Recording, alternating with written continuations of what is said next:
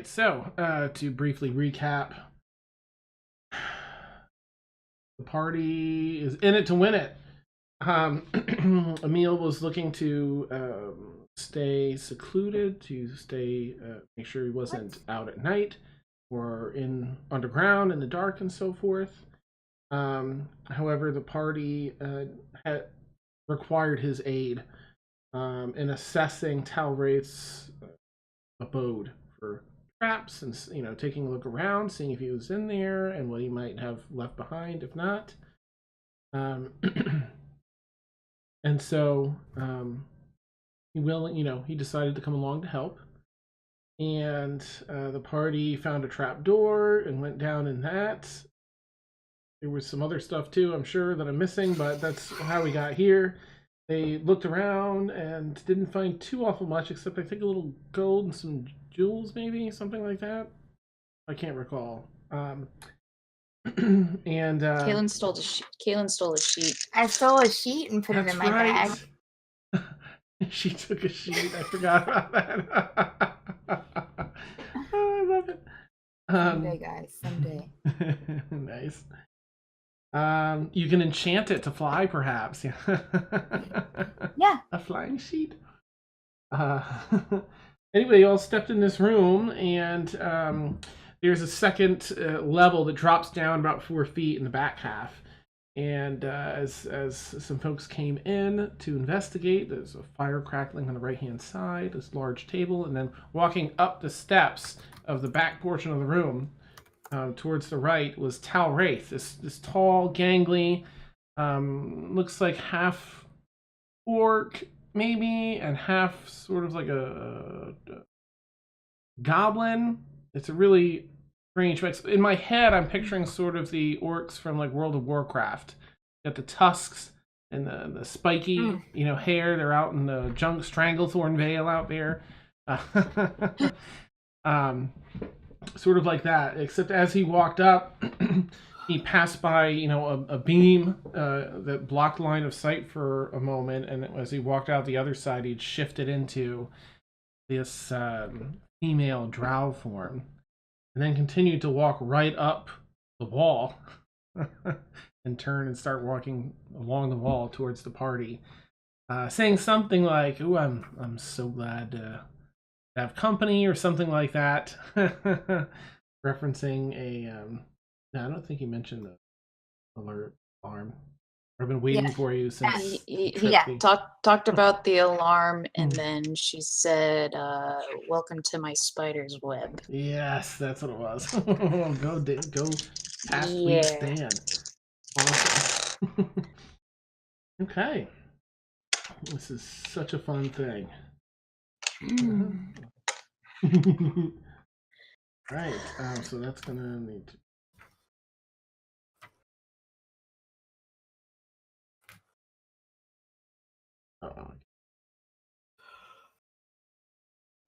All right, hope you're all ready for some fun. Wish I had some music to go with this. I've got to get some other stuff going while this is happening. Don't have enough monitors. Felix, you have death. Felix, you have death ward on you. Oh, good. Thank you. I'm going to say go ahead and roll initiative. Just in, you guys still have the opportunity, of course, to do something else, but let's roll initiative just to see. Don't forget, real dice are fine tonight. And encouraged. That would be a natural 20. Whoa, nice. All right. What do you have on top of that, Felix? That's plus 4, 24. Oh, beautiful. All right, Felix at 24. Oh, wait, sorry. No, it's just a plus 1. 21. Oh, yeah, 21. Good. All right, Emil, what'd you get? 12. Okay. Kaylin? 13. Woo! Mina? 14. Okay. And I will roll for Blueberry. At a 15. So knowing the combat history of this group, I'm actually totally happy to be right behind Kaylin on initiative, because she'll probably end up getting the kills, because she usually does. So I'll just, I won't have anything to do. It'll be fine. It'll be fine. Nice. Sometimes. That's awesome. All right. Oh, how exciting. So, heading in, Felix will be first, but if you guys, still have a room in case you want to do anything before, actually engaging. Walking. Mina does. Yeah, Mina hasn't murdered anybody in a whole episode now, so go for it. Nice. She's gonna call out an undercommon to the drow and just kind of shout, "Stop! We are not your enemies."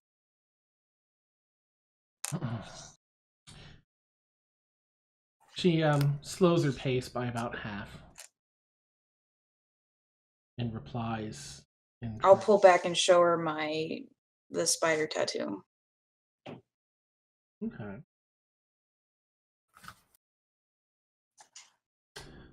Yeah.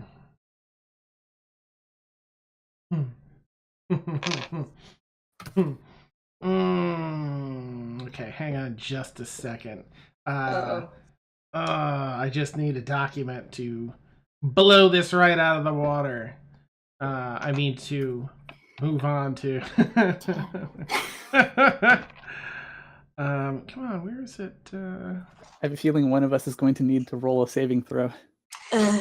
Tune in after the break where all of us will be rolling new characters. Nice. Come on, Blanket, where is? You know what? I think it's in a different document. I didn't move it. All right.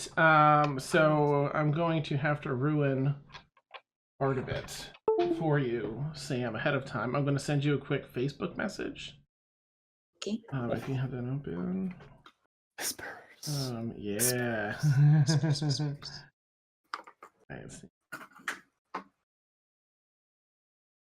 Gosh, it's been a while since I said. Where are you?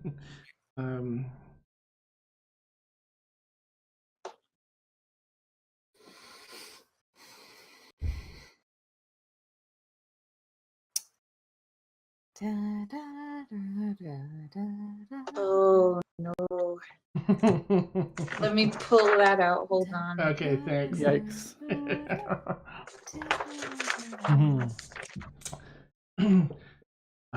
While you're looking that up, for everyone else, of course, you're in this moderately cool, slightly not even damp. In fact, in this particular room, it feels it's clean, feels fairly warm with the fire crackling, dry, where it was a little damp in the rest of the underground section before stepping in here. You can hear, of course, the footfalls on the wall just over the sound of the crackling fire. I think that's all you would see in here. So, question. So she showed Tal'Wraith her spider tattoo. Have the rest of us seen that yet? Maybe. Probably at some point. Okay. So it's not like I think she showed it when she was talking about her backstory like 3 months ago. Okay. The creature slows her pace. Aren't you though, Zeta? Los sends her condolence. Picks up her pace again and starts to dart. I use my Radiance of the Dawn on her. Nice. She has to make a Constitution saving throw. Awesome. I'll let you do that as soon as it jumps on your turn, just because she was prepared. Okay. Dan, did she say that in common or in undercommon? Because She I said spoke it in undercommon. She replied in undercommon. Yeah. Okay. Okay. So, But if anyone understands, Mina goes gray because she can't. She's got black skin, so she can't go pale. So she just kind of goes like a shade of ash. Awesome. How many shades of ash are there? There's 50 shades of gray. Oh. It's so great. All right. I think Felix has enough context clues here to tell that things aren't going so well. All right, you're talking to her, right? So I'm gonna put you next. I'm gonna get everyone on squares. Boy. No. Yeah, I kind of walked forward. Okay. And Emil, are you still back around the corner? Oh, heck yeah. Okay. All right, this is gonna get extra interesting. Okay, guys. Felix, you're up first. She kind of leans forward, sideways on the wall and starts darting towards the group, and you're sort of in line. Sorry, let me fix where she is. She came up this stairway, and she's sort of running along this wall now. Oh, that changes things significantly. Mm-hmm. Oops. So wait, where was she when I was talking to her? Because I she- would have stepped closer to her. She was like 2 squares up from this. She was sideways on that wall. Okay, so then I would have been like right over here. Okay. And she's begun hustling towards you. But it's Felix's turn as you see her start rushing along sideways along this wall. From what I remember from the rules, you can share a space with a creature that's friendly to you as long as you don't end your turn in that same space. Mm-hmm. Okay. So I'm gonna jump up and I'm gonna put myself on a point, but I'm sharing the same space as Mina. Okay, gotcha. I'm gonna use the extended reach of my polearm to do 2 attacks. Okay. No fire damage. Oh, okay. Keeping that off because we're underground next to a bunch of stuff that can potentially blow up. First attack, that's a natural 1. Second attack, it's 8 plus 8 plus 6 is 14 to hit. 14 to hit. Let's peek. That just misses. As you thrust. Somebody has an inspiration die. This Since is they true. rolled like 8,000 million if you want to use it or say it. 8,000 million. Sure, why not? Is that a D8 right now? That is what level Or are you we- guys? Oh yeah, that's a D8. Mm-hmm. D8 plus 5, so 14, 19. That hits. Okay, D10 worth of damage, so that is 10 points of damage. 10 plus. That you guys are powerful now. 10 plus 3, is that right? Or actually, shoot. I think I have it set up differently in D&D Beyond because things are weird. Well, you're with your rapier. I don't think it's or it's your D6 other or weapon. Your main strike is plus 3 piercing. plus Well, 3. yeah. It's a D8. Sorry, I rolled the wrong die. I'll re-roll that. Okay. So 3 plus 3, 6 points of damage. Okay. Going to use my bonus action to hit with the back of it. Ooh, So that's also another natural 1. Oh my gosh. No. What you said is coming Hold true. it. Told you. She's I told you. I am going to blow my action surge right off the bat. All right. So I'm going to mark that off my sheet. So 2 more attacks. Okay. I'll say so far she's been running along the wall. You go and stab at her with the first natural one. She leaps off the wall. You just strike stone.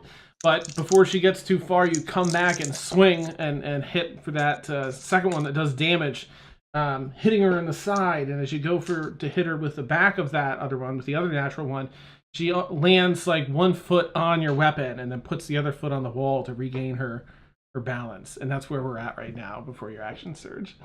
Sure. Action surge, I missed on the first one. That was the 4 on the die. Mm-hmm. Okay, 16 on the die. So that should hit. That hits. Yep. Okay, so D8 for damage. That is 10 points of damage. All right. And I'm going to move 1, 2, 3, 4, 5 spaces back. That That was so epic. All right, so I'm gonna just replay this a little bit because in my head it's like this fight scene, like choreographed fight scene. You hustle over and do like a Dukes of Hazzard slide over the table initially, and get just in range to start doing these attacks. The first one hits nothing but stone as she leaps. Second one strikes her side. Third one comes around and misses, and she props one foot up on the wall, one on your weapon. You topple that over and come down and hit her in the top of the shoulder for 10 points of damage. And then go to swing back around, and she leaps up like unnaturally high. And you underneath it, hit the stone, and draw back and do like a tumble back under the corner of the table back to where you are. Like, back up in defensive mode. Okay. That's me. Oh, I should switch the... Oh, neat. Thanks. Yep. All right. Tal'Wraith. Okay, so Tal'Wraith, I feel doesn't mess around. Check this. Okay. She looks at Mina, and Mina, when she does, there's a depth to her vision, to her eyes as you look at them.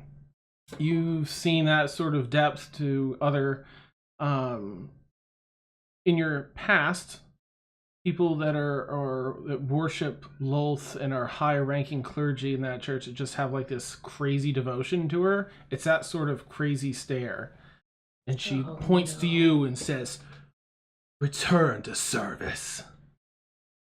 And if you would kindly, I think she'll continue saying that in Drow, in Undercommon, just because it's you. So if you would roll a Wisdom saving throw, please. Okay. All right. Let's use the light die. Natural 19 plus 7, so 26. You feel this oppressive force enter your mind. I grab at my holy symbol. And you feel the warmth of that glow in your hand, and then almost burn in your hand as it's fighting off this heavy, dark power, pushing you to obey Lolth in this moment. And you break free. Never again! Nice. Awesome. And for those around, you can see this like dark energy sort of seeping in and around Mina until she like shatters and pushes it away, and it evaporates. It's like a Northern Lights quick brief explosion. All right, now she does that, and then she can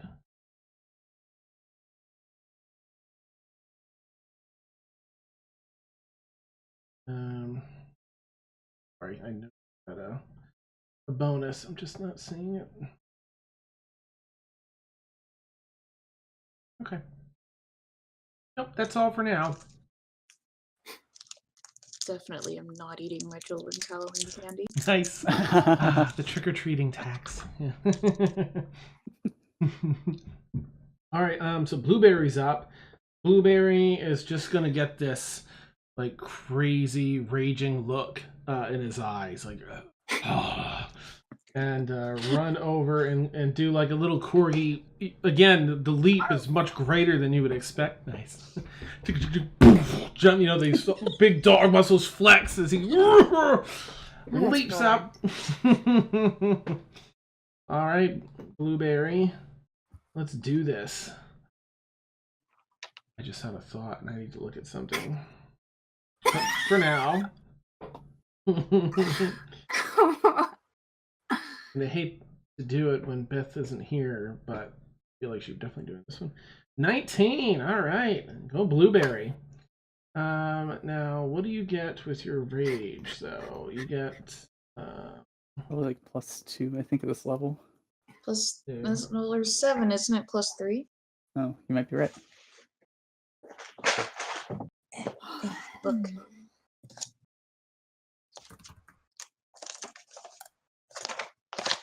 All right, yeah, thanks. If you don't mind looking that up. In the meantime, I'll roll the base damage for it. Plus, oh, nope, you're right, +2. +2, okay. So, But she did get advantage on her. If she's just straight barbarian, she does just get advantage on her initiative. Oh, okay. Okay. Yeah, I think I rolled that. I will check though. She jumps up and snaps onto Tal'Wraith's foot, pulls Tal'Wraith down to the floor. Who doesn't go prone, lands on her feet here in this drow form, but takes a chunk of damage. Although, you've seen, I don't know. I guess you haven't seen Blueberry bite anybody yet. However, Tal'Wraith does have to make a saving throw. Ooh. So when she pulls Tal'Wraith down, does rip her right down to the floor, prone. So Tal'Wraith is currently prone. What? Blueberry does not play around. Wow. That's impressive. For real, right? Unless they have immunity to it. No. Okay, so they're prone. And that ends Blueberry's turn. Wow. She pulls back a little bit and What a turn it snarls. was. That's Mina. You're up next. Yeah, I said I was going to, and I'll still do it. Radiance of the Dawn. Mm-hmm. Tal'Wraith makes a Constitution save. Okay. It has to be to 15.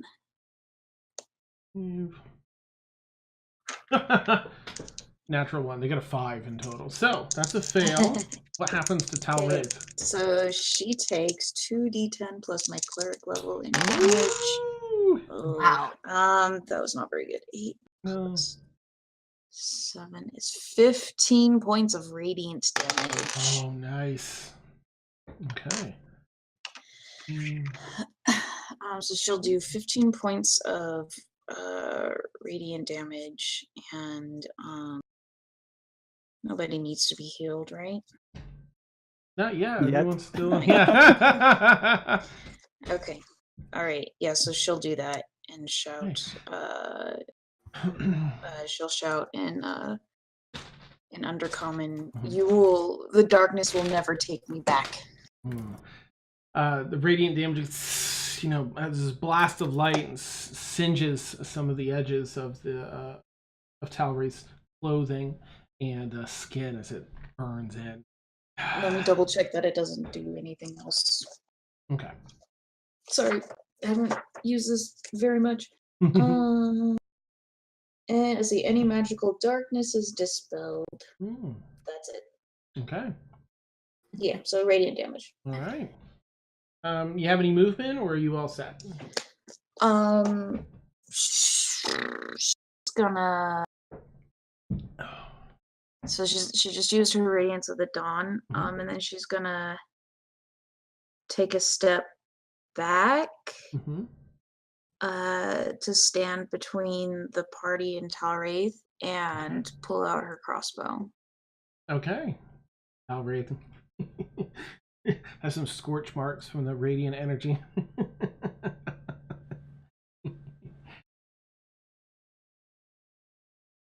Carries on. Was that you laughing, Dan, or was that Tal'Wraith? That's Tal'Wraith, but maybe a little bit me of me. Yeah. Together. Okay, Kaylin, you're up. Oh, and before my turn ends, I'm gonna shout to the rest of the party. She's a follower of Lulf. Beware any spider abilities. Oh. Okay. She spins a web any size. Nice. Spider draw. Okay. All right. Well, since we seem to be laying into this chick pretty hard, I'm going to. I think that's 1, 2, 3, 4, 5, 6, which is my movement. I'm going to get right up in there and just go at her with my short swords. Okay. Let's see here. She's prone still, right? Correct. So how does that work, Dan? Is there an advantage to that? Do you get advantage to your You would have attacks? advantage, yep. Okay. Melee attacks, yep. Disadvantage. Perfect. All right. Well, that's great because that was originally a 7. So that's a 24 to hit. Oh, that hits. Yeah. And Nice. for my first one, and +1. Okay, +4. So that's a 9 damage for Okay. the first one. And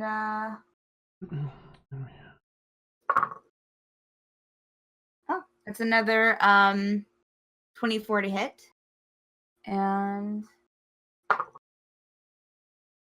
that's just a 6 damage. Okay.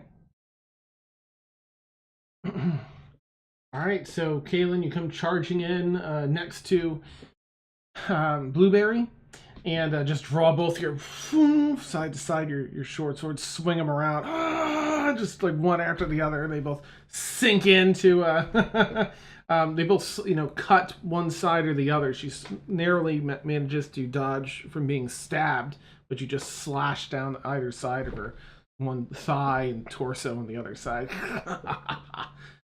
Pulling back, some bleeding off the blades. You know what? Mm-hmm. Let's use the action surge. Ooh. We're going to use the action surge, and we're going to go for it again. Nice. All right. That's an 18 to hit for the first one. That hits. And that is a 9 damage. Okay. And then that's an 18 to hit again. And like I said, we just let Caleb kill everything. That's and that is a 9 damage.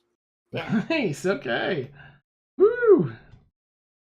And Tal'Wraith, that first blow kind of looks up like, but to that smirk, you just bring them back around and like cross stab, and they both kind of get a couple of inches through the armor, piercing the skin underneath a bit. Pull it out, some blood splurts out. Yeah. You've got it across the front of your armor a bit now.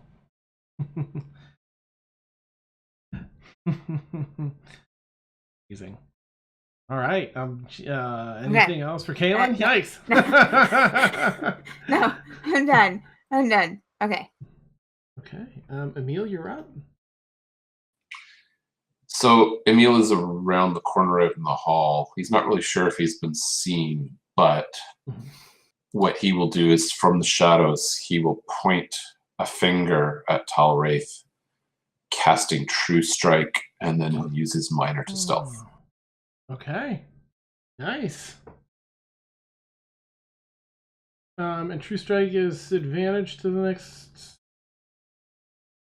person, right? Is that to my next attack. Okay. Neat. And my stealth was a 17. Ooh, okay. All right, this is going to be interesting.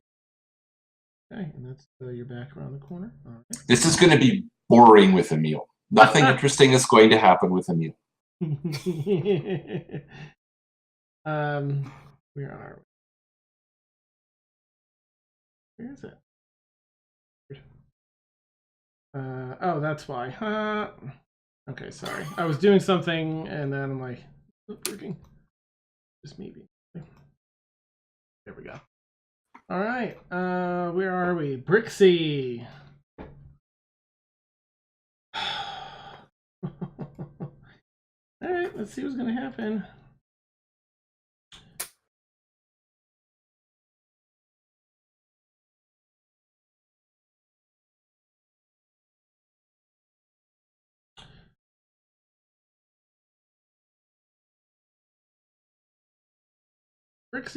Brixie. What you gonna do?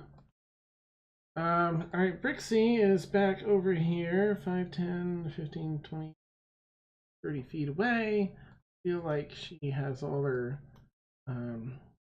actions. Yep, spell slots. What does she got? I feel like she just recently got something super powerful. All right. She has. Ooh. She has. Oh. Brixie. takes a moment to concentrate on a spell that she's been reluctant to learn, as it involves, I wouldn't say reluctant, it involves necromantic energy, but in the sense of decay, natural decay, which is up her streak, being a druid. So she processes her understanding of the natural cycle of life, begins to cast a spell, takes out a handful of decomposing root and crushes it in the palm of her hand, squishes out, and begins to evaporate into this dark mist that she almost throws over at. She's going to have disadvantage because Tal'Wraith is prone, but that's okay. Oh, no, she won't because it's a save. But that's not right. It is not a DC of 20. Excuse me a second. Excuse me. I know that's not right. Here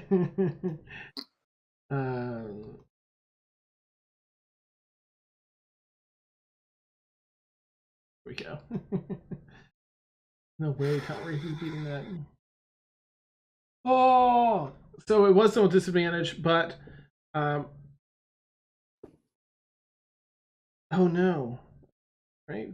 Anyway, Tal'Wraith rolled a 19 and a 20, and then got their modifier. So, but let me see if it's half as much on a success. So, yeah, if it's not a cantrip, it's always half damage.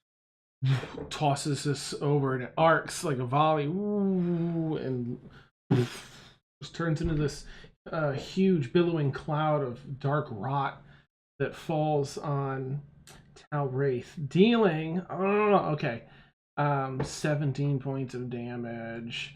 Tal'Wraith, it falls on her drow form here, and she starts like trying to itch it off of her like it's this junk powder that's collected, and it begins to burn and dry the skin out, almost not in a desiccating manner where it's sapping the moisture out of her skin, and a bunch of her skin looks dry, peeling back. Me. Yeah. Okay. And let's see. All right, we're at the top of the round. So, Tal'Wraith can't stand up yet. Moisturizing.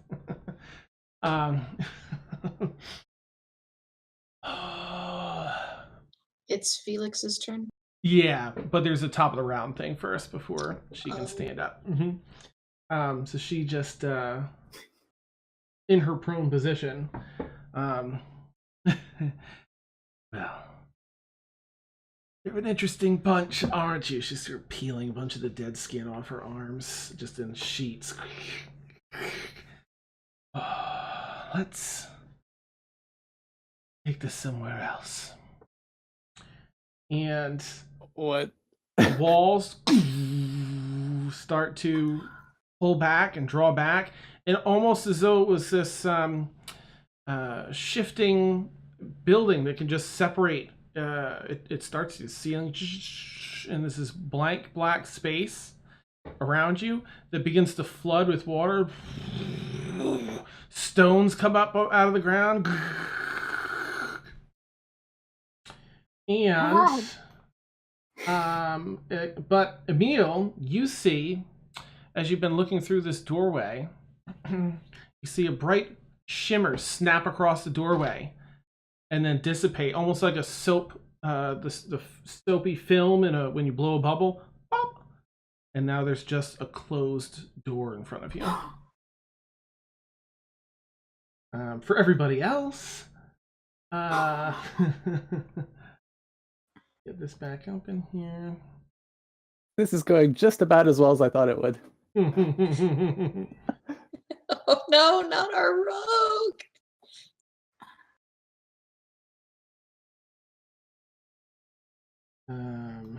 The shifts. Well, really, I mean, it can shift anywhere. So, who's close here? I don't want to.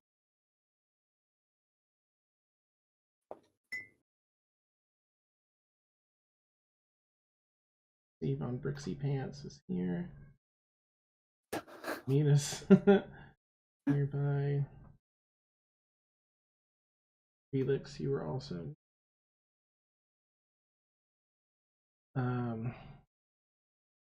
Nina, Kaylin, just Emil, I think. 1, 2, 3, 4, 1. He's there. Kaylin's there. Oh yeah, Blueberry's missing.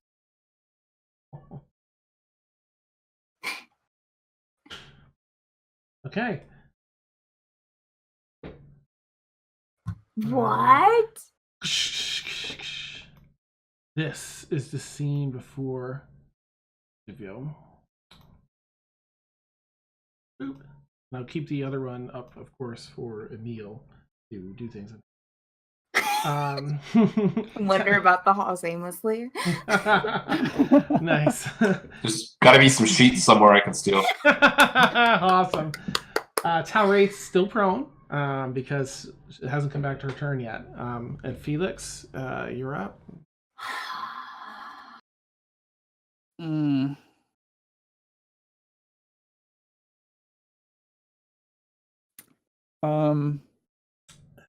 Yeah, I don't know that I would know any different, so I'm gonna give it a shot. Felix is gonna run up next to Tal'Wraith and try to do a grapple check. Okay, I think you would have advantage since they're prone. Let's see, would they do? Wait a second.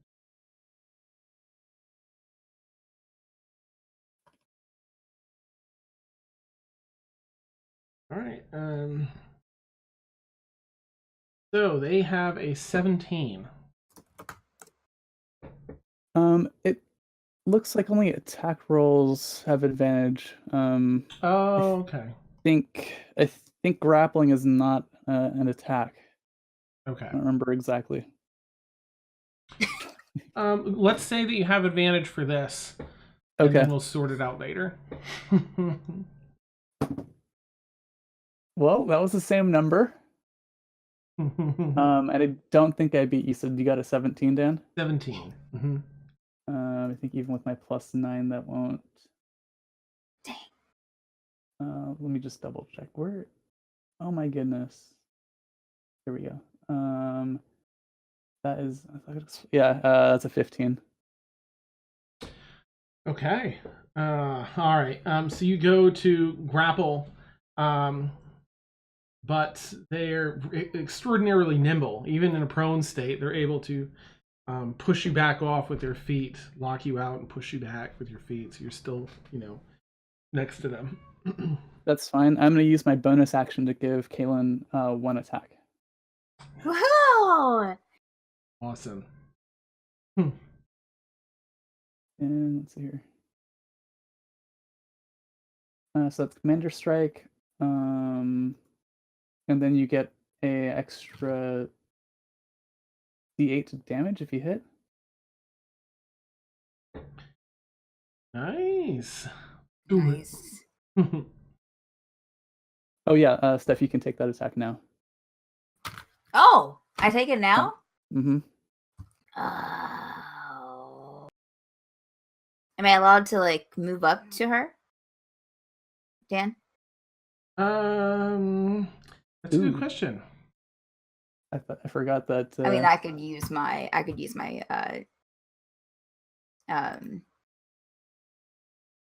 reaction crossbow. Yeah, I guess you'd have to use your crossbow. Okay, yeah, that's fine. Unless, can she just wait until her turn and then? I think it's like an interrupted kind of thing. I can do the crossbow now. That's fine. Okay. All right, so that's a 23 to hit. Yeah. Nice. That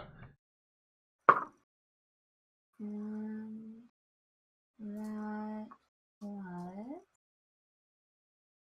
D8. So that I rolled 1 on both of those. So that's only a 5 to hit. I mean a 5 damage. Oh, okay. Still, you guys are racking it up. Okay.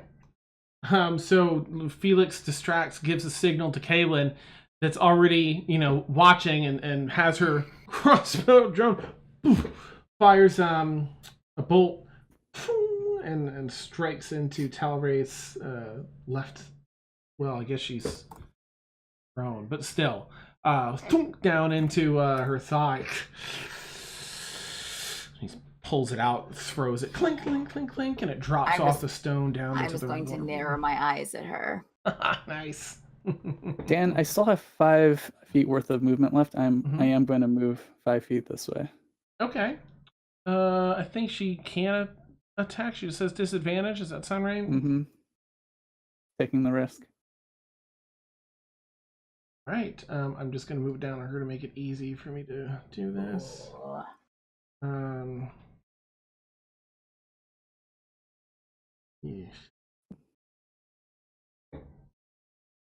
And she misses.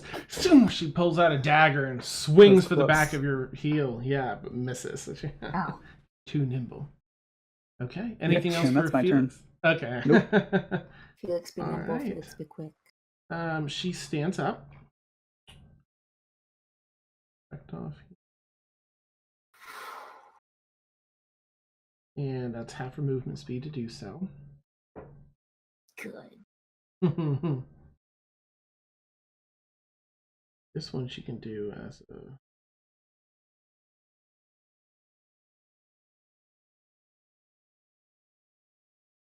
Yep. Okay.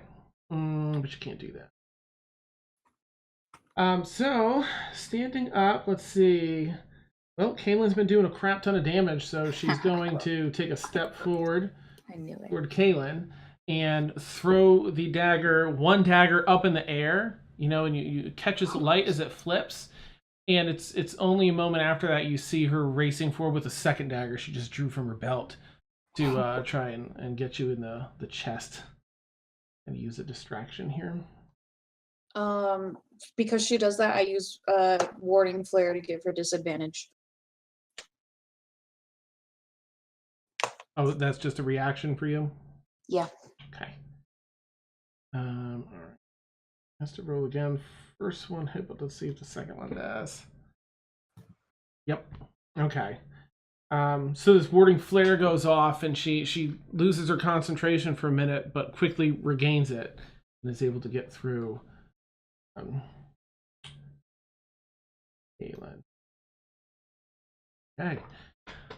The dagger, right in between two sections of where your chest plate links up with your, the waist and the belt of your armor. Right next to your navel, slips this dagger in. You feel a searing pain, and then you feel poison start pumping through you feel this burning up through your chest. Your stomach starts to cramp. She catches the other dagger in air and drives it down at your shoulder with her second attack. Am I not immune to poison? Or no? I think you have... let's check, because I don't want to... I don't know where my book went. All right, let's see. This would be a Dwarven Resilience.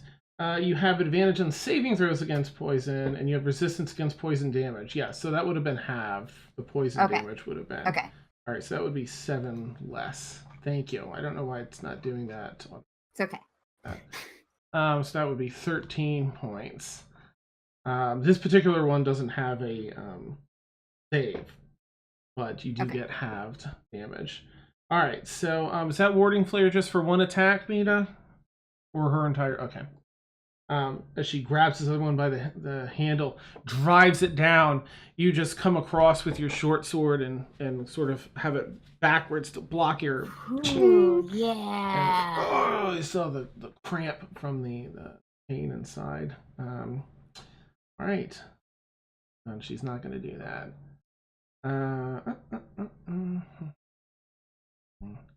Hey, Dan? Yeah. Can I do use one of my maneuvers and do riposte? when a creature misses you with a melee attack? Yes, go ahead. Yep, absolutely.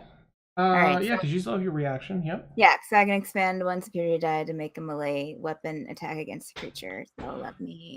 Felix, does your thing make Kaylin use her reaction, or is that just it uses yours? It uses mine, I believe. I can double check. Okay, neat thing. Hmm.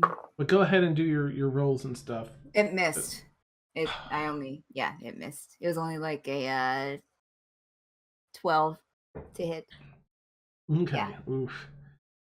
All right. So you block this other one and come around to swing. She does like a half a step back, pulls a dagger from the back of her jacket and hurls it at Mina.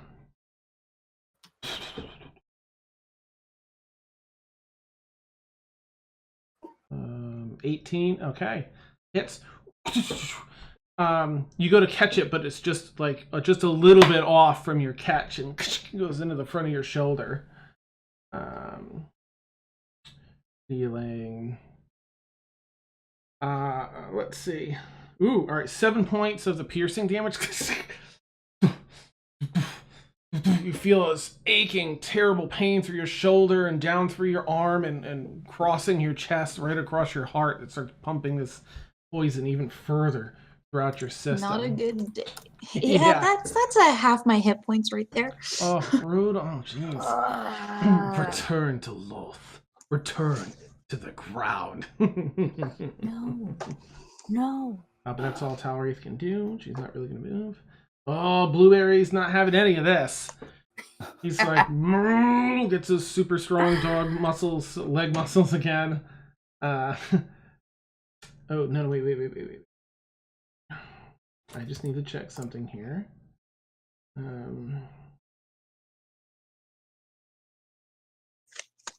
I feel like Beth would be on board with this. I feel like she would definitely do it because it just wouldn't make sense for her not to.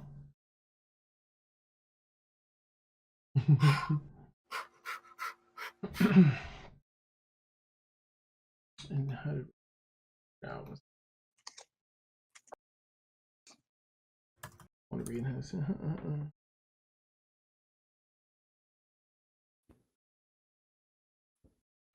All right.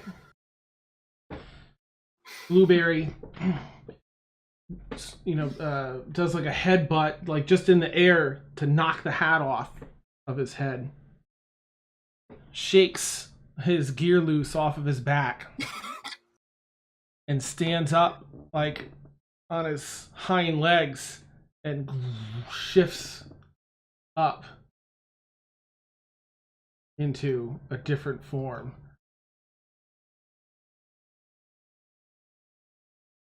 Let me see. I'm pretty sure I have an image. So here's that I've got. This is Blueberry shifting? This is Blueberry. Okay. Blueberry, yeah. He turns into a blueberry. Basically, A big waffle. Yeah, looks like a humanoid wolf almost, like a big shaggy red dog human hybrid. Still, what size are you? Now a medium size, the size of all of you. Snarls, spittle flying out of his mouth, and goes in to sort of rake across Tal'Wraith's face.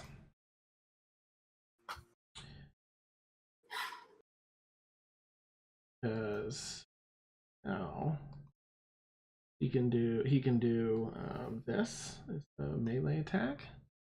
It definitely hits. Jeez. Wow. This much damage. Okay, dealing 6 points of damage, and then he can also that's a bite. She goes to bite, then uses her claw attack, which is a separate attack in her hybrid form. His hybrid form. Another 19. Nice.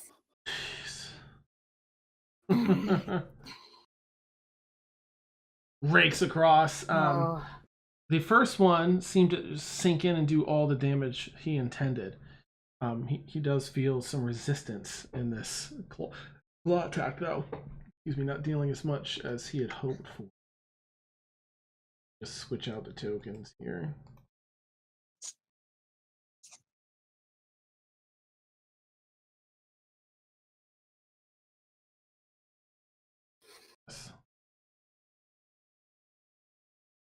Okay.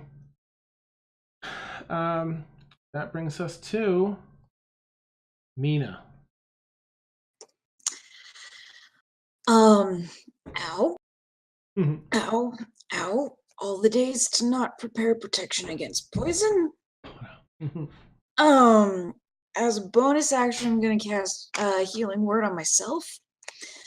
Just hopefully not roll a 1. Okay, good. That was not a 1. That was a 3 plus. Okay, so cool. 7 points back.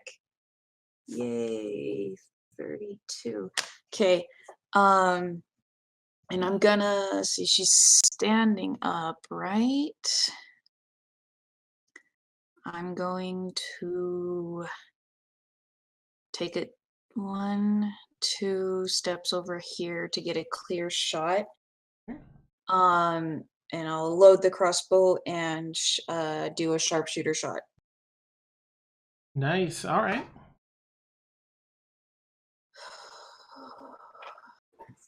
You pace your way around the transformed blueberry. Yeah. Line up your shot. That's a 10. Nope, nope. That's even less. That's a 5. Right. Line it up, but you stumble just at the last moment from the poison. You get a pang of pain and tremble a little bit.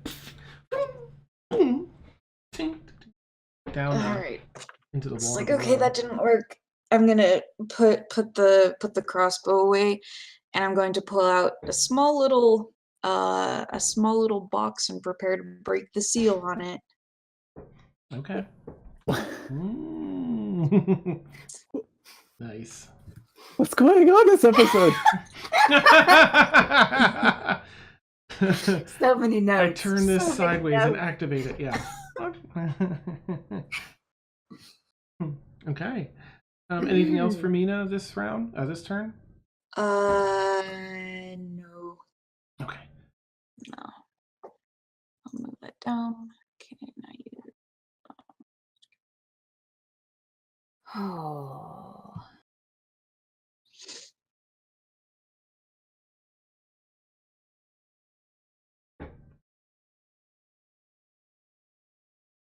We're moving on, Dan?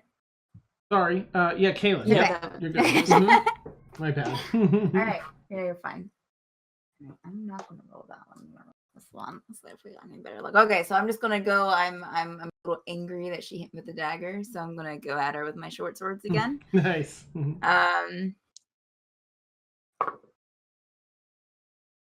Ooh, that is a 19 to hit. That hits. Okay. God nab you. That is a 7. No. A 5 damage for the first sword. Okay. And that's an 20 to hit. That hits. And the second one, and God nab it. And another 5 for damage. Still. You're just carving away piece of flesh by piece of flesh. You just step up, draw those swords, start slashing across the torso, across the shoulder. I'm tearing snarling bits of at it. armor. I'm not just narrowing my eyes. I'm snarling at her. Nice.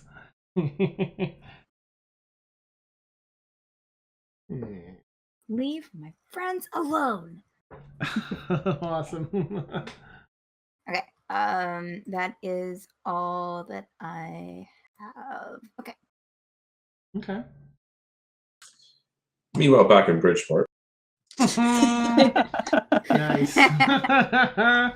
Yes, Emil, you are in the chill of the hallway here. There's a bit of that cool, damp air. Now you're faced with just a closed, solid wooden door that a moment ago was transparent. I mean, you could just see into this room. Guys, remember when we were like, oh, we better have Emil here with us just in case. It didn't even matter. You got us in. All right, I think I'm going to start.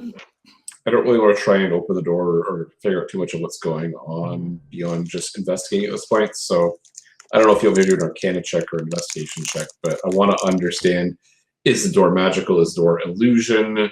Like, what's going on?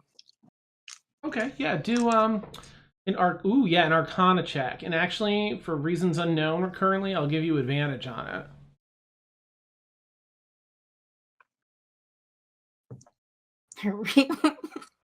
Okay, so let's drop the 3. And with my bonus, that's a 23. Nice, okay. Good. That shimmer and pop, it's familiar. You have seen something very similar when you've watched Kaylin's library close. Mm. You know that there's typically an invisible, slightly shimmering doorway.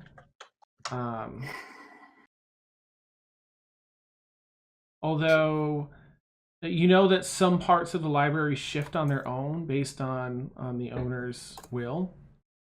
I don't know if you'd be how familiar you'd be with the rest of Mordenkainen and stuff, but I think that would give you a rough idea of magic at play.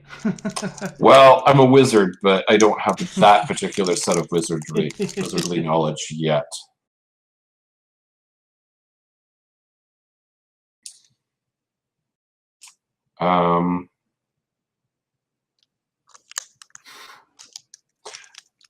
Okay, in that case, oh shoot.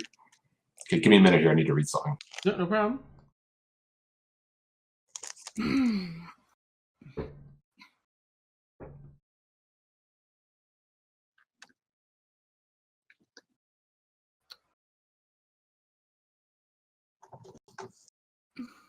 All right, I'm gonna try and open the door, but not enter the room.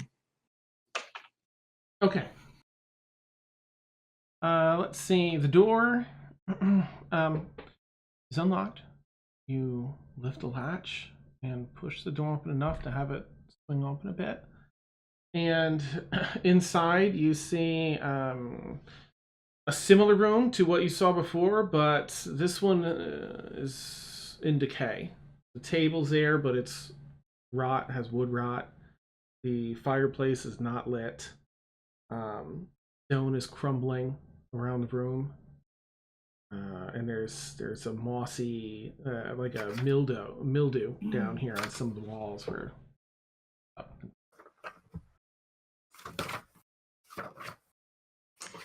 Okay, that's my turn. I'm gonna message you what's going on, but I'll pass the turn around. Okay. All right. That brings us over to Brixie, who's probably going to be a little shaken up at everything going on. She ended up on a bridge here, which is handy. Used Blight already. And she just has the 1 4th level spell slot. Oh, okay. Brixie takes a moment, pulls a small handful of leaves out of an inner pouch in her ear, and strikes some tinder over it, ignites it, and this dark, billowing smoke, much more than should be coming off these leaves, builds up and begins to fill up the air above you all into this huge thundercloud. Huge cloud of smoke that starts rumbling with thunder. She reaches her arm up and then calls down lightning and points at right behind, well, at Tal'Wraith, but she's aiming it right behind so she doesn't zap everybody. That'll hit, for sure. Okay, you watch this. I mean, within 6 seconds, it goes from nothing to this billowing cloud of smoke and this huge, oh snap, huge bolt of lightning come down, and you watch like a bunch of it just sort of arc and blast off the back of Tal'Wraith. She takes a little bit of damage as you see just a few of the smaller straggler bolts dance across her skin and just cut open the skin with a little bit of bleeding here and there across her face, but she does not take the level of damage that expecting from that.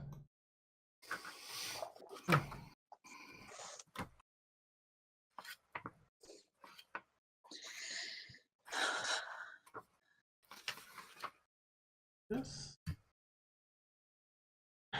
You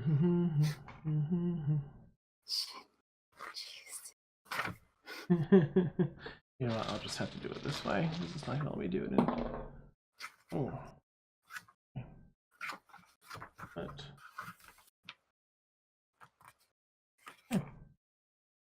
Ooh, and that's even. All right. So. Tal'Wraith isn't gonna really do. Nothing happens at the top of this round. You do hear the waterfall that was a slight trickle start pouring about 3 times as fiercely, starting to wash down. The water below is still running through this little gap and under the bridge that you're all standing just next to. It's still handling the volume of water, but you can see its intensity increasing greatly. Oh, shit.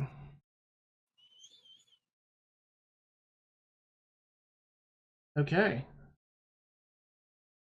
Stones shift behind Tal'Wraith. And you see, just for a moment, this looks like almost like a crystalline, like a spider face. And then it disappears. Let's see.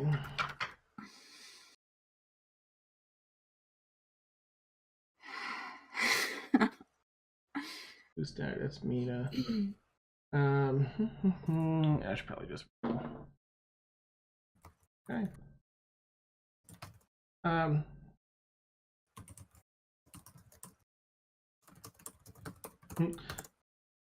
Directly behind Blueberry, this giant crystalline spider appears, like phases in from some alternate plane. Oh no. And I told you, spiders. Spiders no fun. Ed knows what this is. Felix does not. Attempts to take a bite out of this form, but as its pincers come in, Blueberry in this form just bats it right square in the face with his elbow. Yes. Nothing. Yes. And this one is that's all this one can do. It doesn't have a second thing. That's it. Felix, you're up.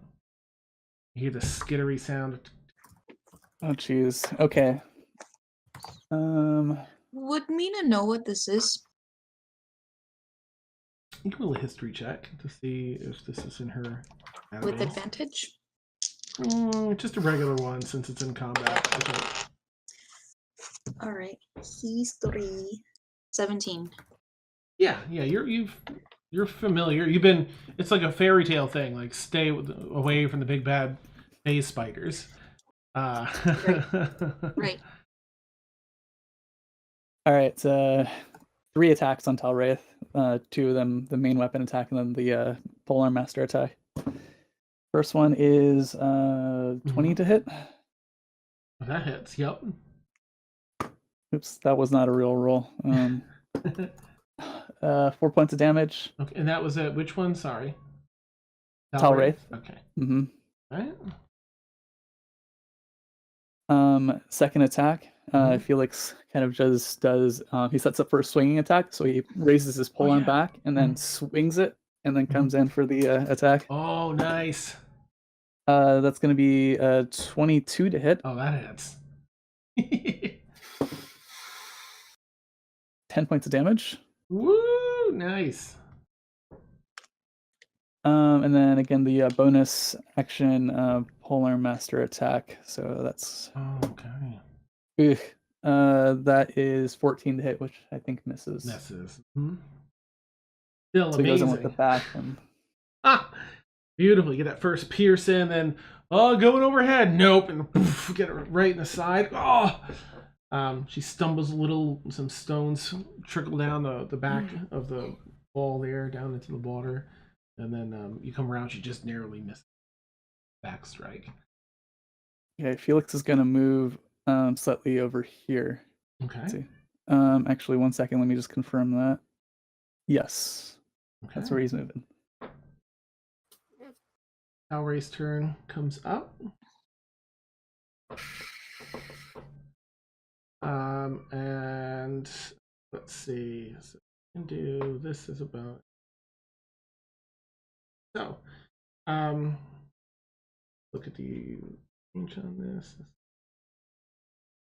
20-foot.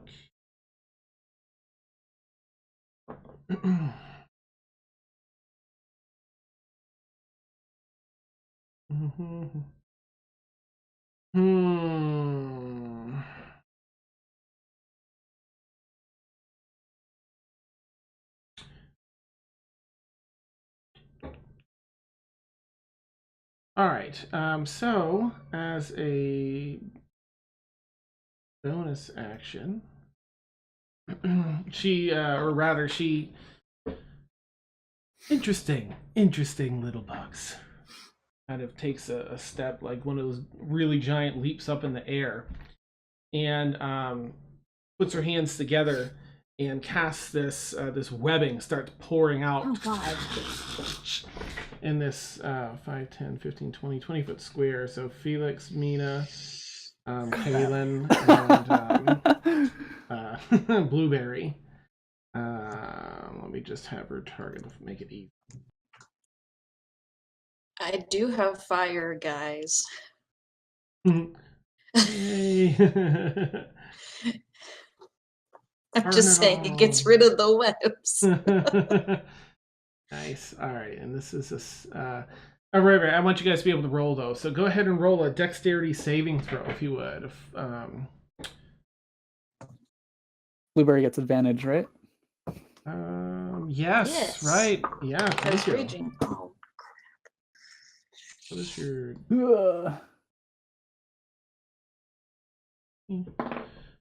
All right, but she has advantage.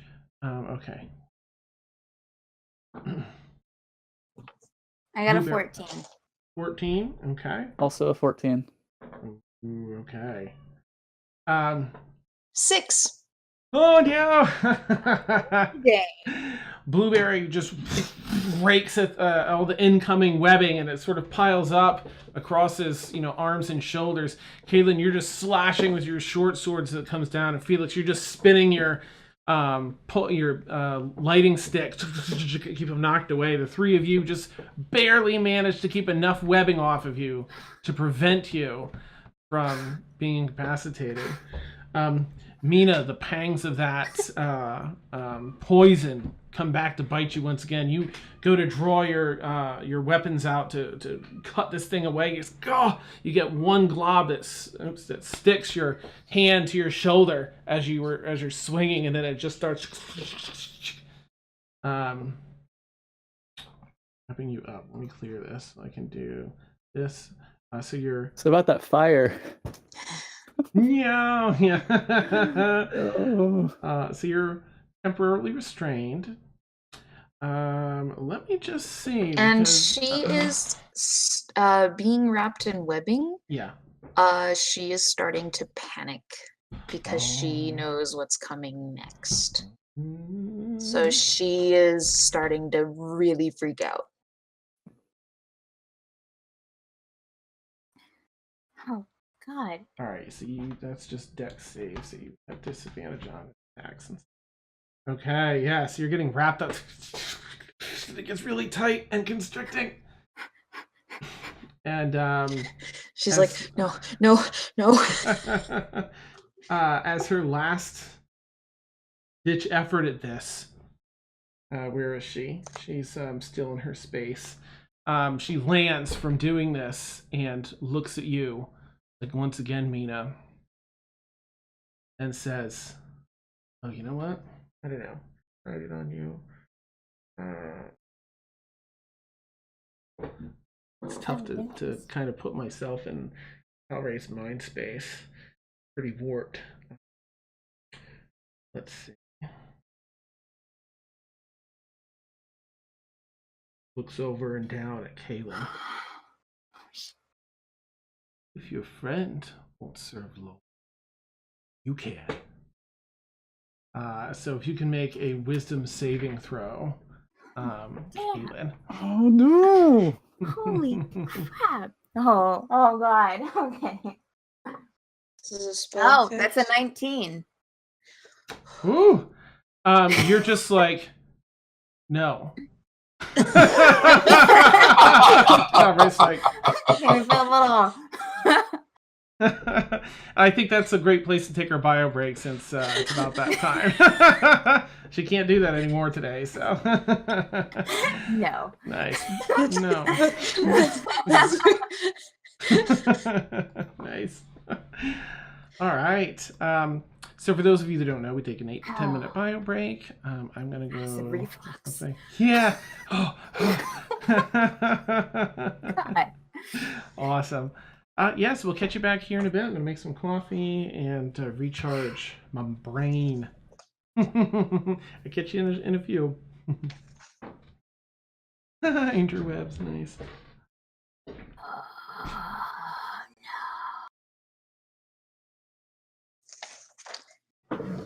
Can a restrained creature do snap components of spells?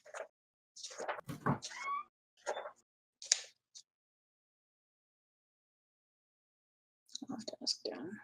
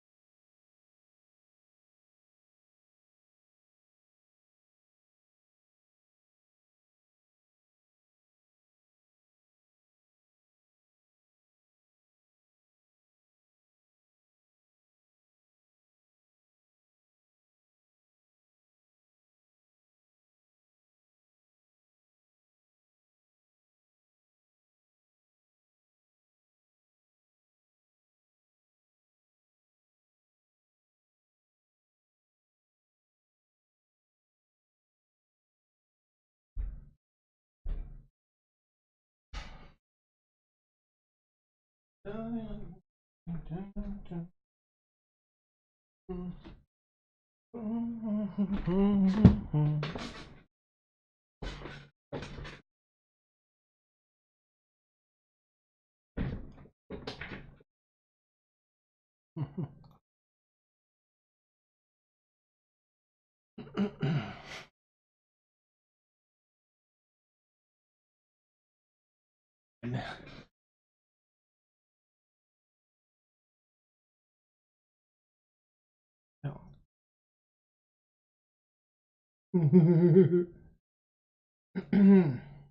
Okay.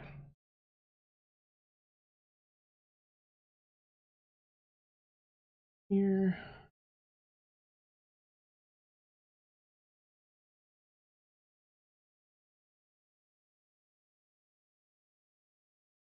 Awesome.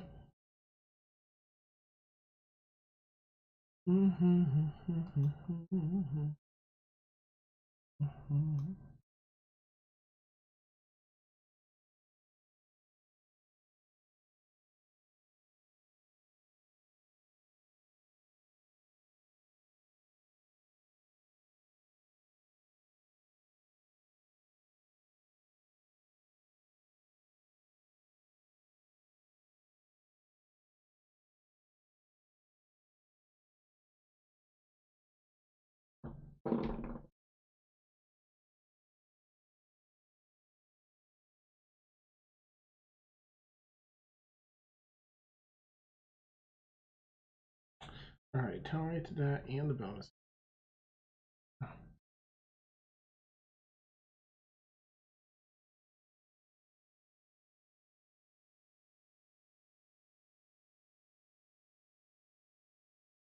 Um,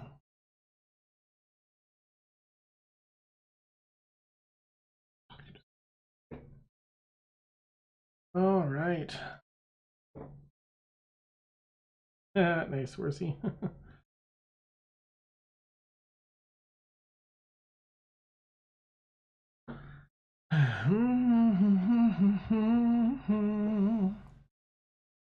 The Spidey fun. Oh, I'm sorry, Warren. Let me check this. Yikes. Okay.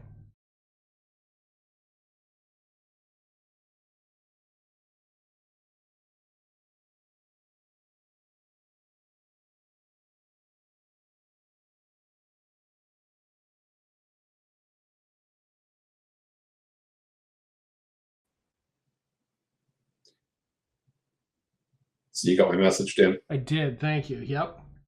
So if you want to just like, I don't know how it's going to play out, but if it ends up being the focus is on the other location, you know what I'm doing in the background. Okay. Neat. All right. Thank you. Ooh.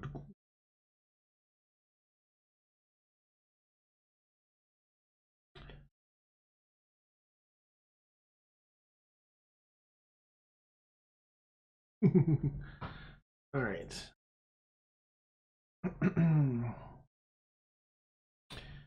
So he needs to. That doesn't matter.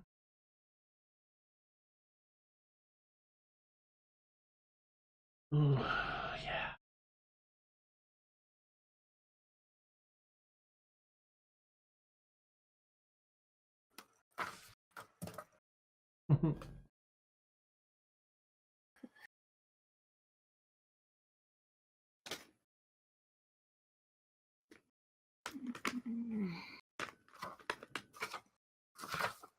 Interesting. Okay. That and that.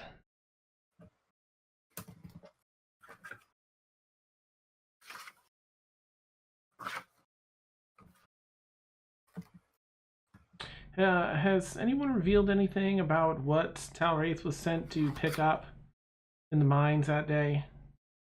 You guys? Well, he went. We know that he has like that crown thing, Yes. Okay. or she. I mean, Huh.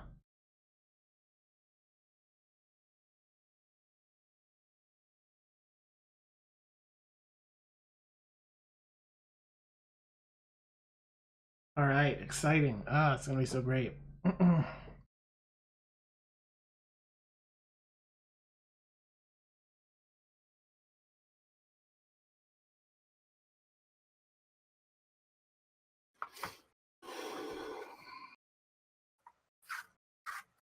Oops.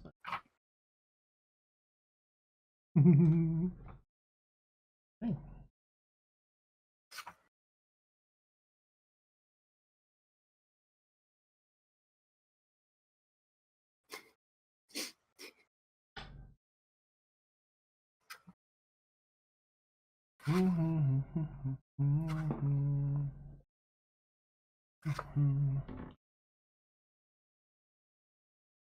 All right, I don't need to be.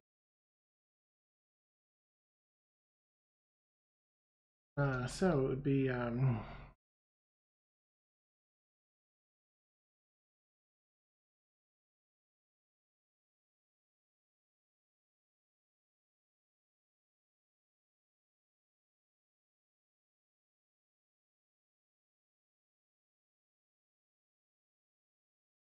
feel like she would be.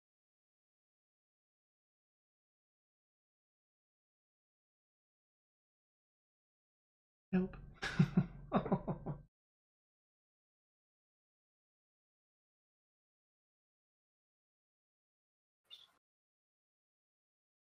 Okay. Oh no, Mina's gonna be.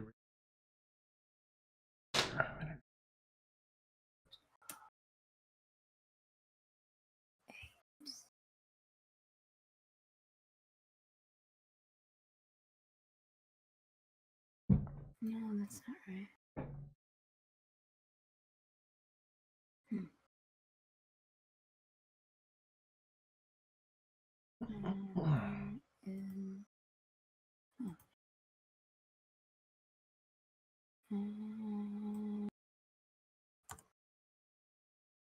All right, I'm gonna chat too. So.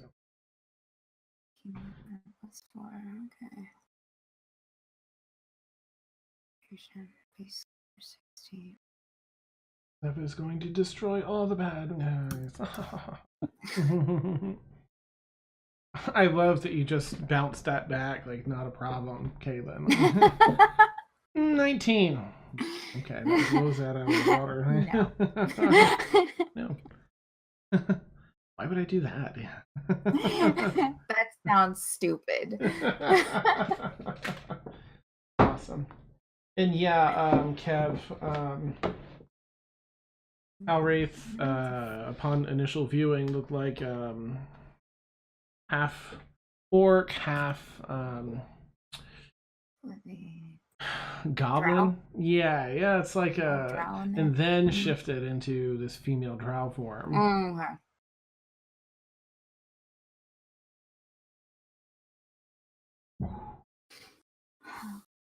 Mark down. While we're waiting for some. Oh yeah, what's that? Nothing. I was gonna say I have so many notes from tonight. Like I can't even. Just wait. Mina's turn is after blueberries, but I'm gonna go ahead and do blueberries while we wait for her. Blueberry's gonna turn around and attack this phase spider, I think, because Blueberry isn't exactly, you know, the sharpest tool in the shed. Like, I don't think he'd figure out, oh, we're maybe in this sort of place, and maybe I should focus on, you know, just like spiders attacking, smash. So in his rage, he will, you know what, technically, because he's in his hybrid form, no, I feel like he'd maintain this. This is the highest damage option, and it's a wild nature. So it's going to start attacking this phase spider. Strikes through the first one, just misses as it shifts like half a foot to the right. Then does a its claw attack and misses. Blueberry, I'm so sorry. Shifts back the other way a little bit, just like kind of skitters. Blueberry's field of vision there. Blueberry rages some more. Ah!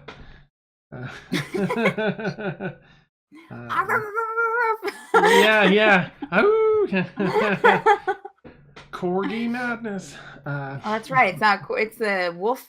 So it's still the. It's still in the wolf-like form. Yeah, I mean, it's like if the corgi was humanoid, so it'd been more wolf-like. Yeah, like on the wolf-like end. That sounds. Corgi ancestors. Yeah, yeah, exactly. All right, Mina, that's you. You're restrained in the webs. And of course, that just means you can't move. Quick question. It Uh-huh. doesn't say this in the rule book, so I'm asking you to make a call. Okay. Can I do a spell with a somatic component if I'm restrained like that? Let's see. It doesn't say in the rule book whether you can. It would just be I with can. disadvantage. Well, what's the spell? I was thinking about doing crap. What was it? Hold person.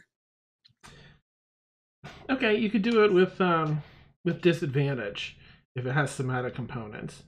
Let's say there's enough wiggle room in this. That'll be like as time goes on, like a case by case thing. Depends on what's got you restrained. But in this case, I'd say that there's enough room. It'd just be with disadvantage. Okay.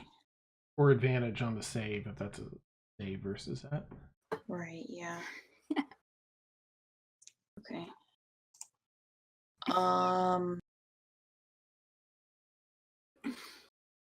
Yeah, you know what? I'm just gonna. How many seconds?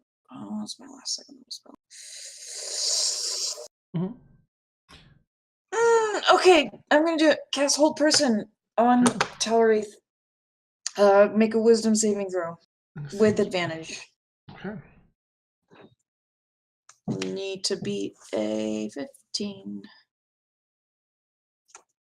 Oh, they got a 15.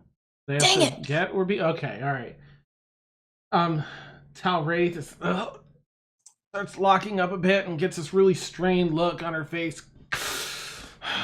Loth, give me the power, and kind of grasp at this like necklace dangling. Nope. She starts making super sounds. Mina just kind of yeah.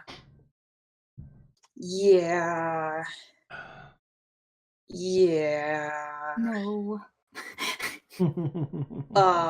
I'm gonna do another healing word on myself. Okay. First level there. Not as good. 6 more hit points to me. Yay. Okay.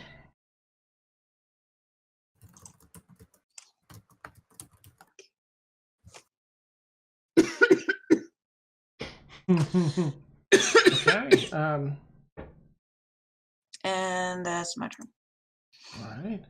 Aelin, you're up. Oh. She's still grasping this locket, and this dark energy seeping through her fingers. Oh, hell no. I'm going to attack her. No. Awesome. Well, shoot. Well, that one didn't do anything. That was a 10. Okay. Hit. So first one misses. Okay.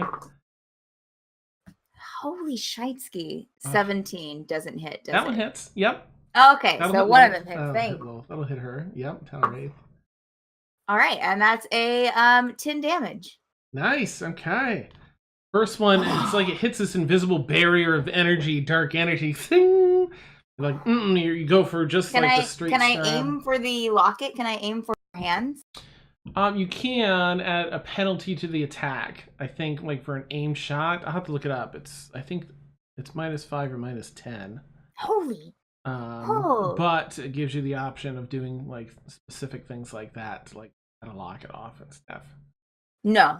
I'm just gonna just attack her. Okay. Second one, you I just wanna pierce put straight damage through. into her. Loath. It's like tripping over her breath. Whee! Anything else for Kaylin? Nap it. Kaylin mutters under her breath. Do anything, y'all.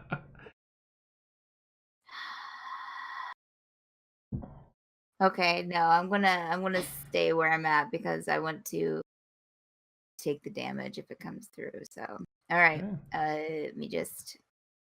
Okay. Neil, you actually hear a crash back up the hallway.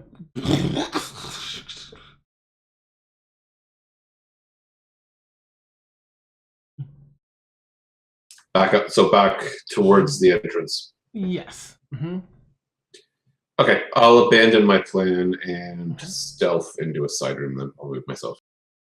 Okay. Go ahead and move your token to whichever room you like. Okay. All right. Let's see. 6 seconds. You would actually hear almost like a phasing sound. It's like a combination of phasing and then like a really fast footfall or two, and then phasing. And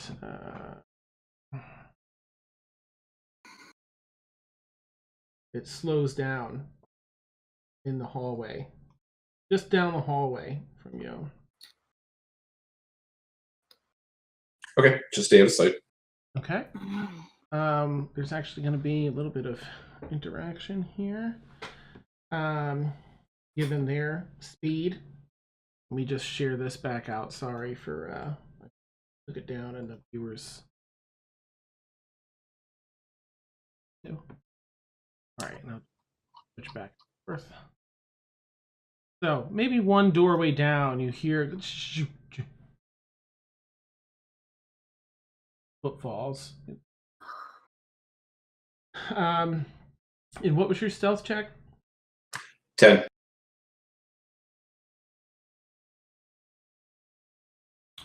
Make a wisdom check, please, if you would. I have wisdom. I are wise. With advantage, actually. I feel like you've earned advantage on that. 6 with advantage. Oh. Oh. Oh. Oh. Footfalls get closer.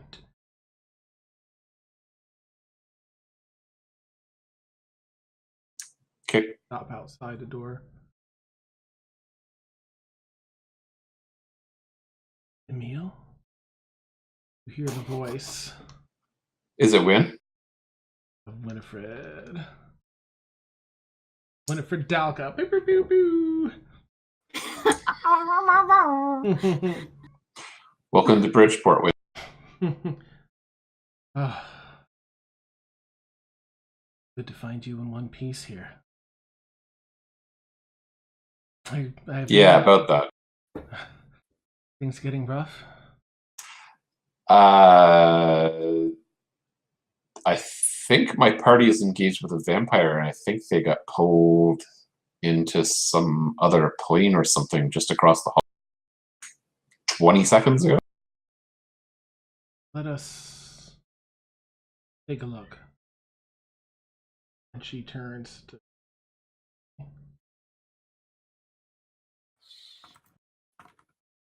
All right, and I'll leave that there for now. I will revisit. Okay, and we've got Brittany, so we'll jump back over to this map. With all the fun going on here. That is certainly one perspective. Okay, there we go. Brixie, what you gonna do? I don't know. Her last call lightning didn't work out so well. Ooh. But she still has it up, so she can do it again. Because it's concentration.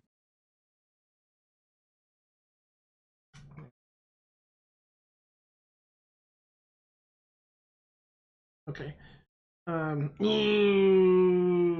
Okay. Well, this will work out anyway. All right. So Brixie, seeing that this thing has already changed forms once, has a moment of inspiration, and has this spell prepared. So she shifts her focus from this lightning spell that seemed to have like a quarter effect on Tal'Wraith. waves it away, and the cloud just gets broken apart and dissipates. And she goes into a prayer, puts her head down, and her hand clasps her hand together. And let's see if this is.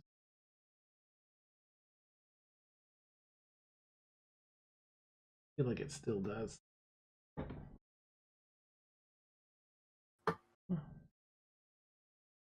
Oh, hang on. It did do it at disadvantage. Okay.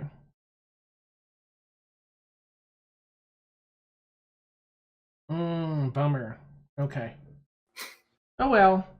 Still, this tall pillar of moonlight, this cylinder of moonlight comes out of the seemingly out of nowhere in the sky, straight down on Tal'Wraith. And you see like this steam almost evaporating off, seemingly doing some damage to Tal'Wraith. A decent amount too. Okay. All right. Sorry, Brixie. Round. Oh boy. Here comes the suck. Awesome. Let's open. So.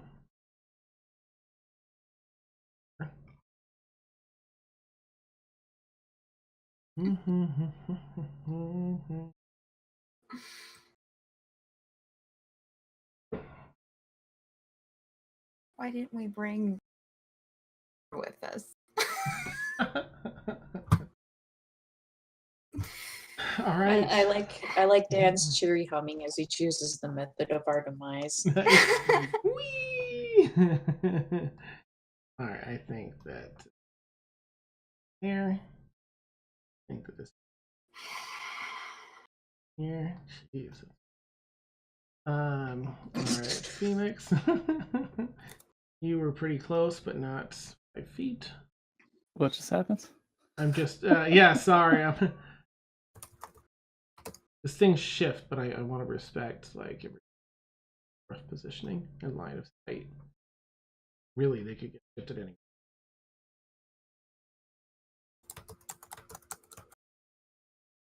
All right, Emil's not here, but Brixie needs to be. She would be here. And 1, 2, 3, 4, 5. That's all. And that should clear this. Yep. All right. So let me go back over to this map. You all, as the Brixie's turn ends, Tal'Wraith is like, what is it you've even come here for? Simply for me to have a meal? Takes a moment to try and talk to you.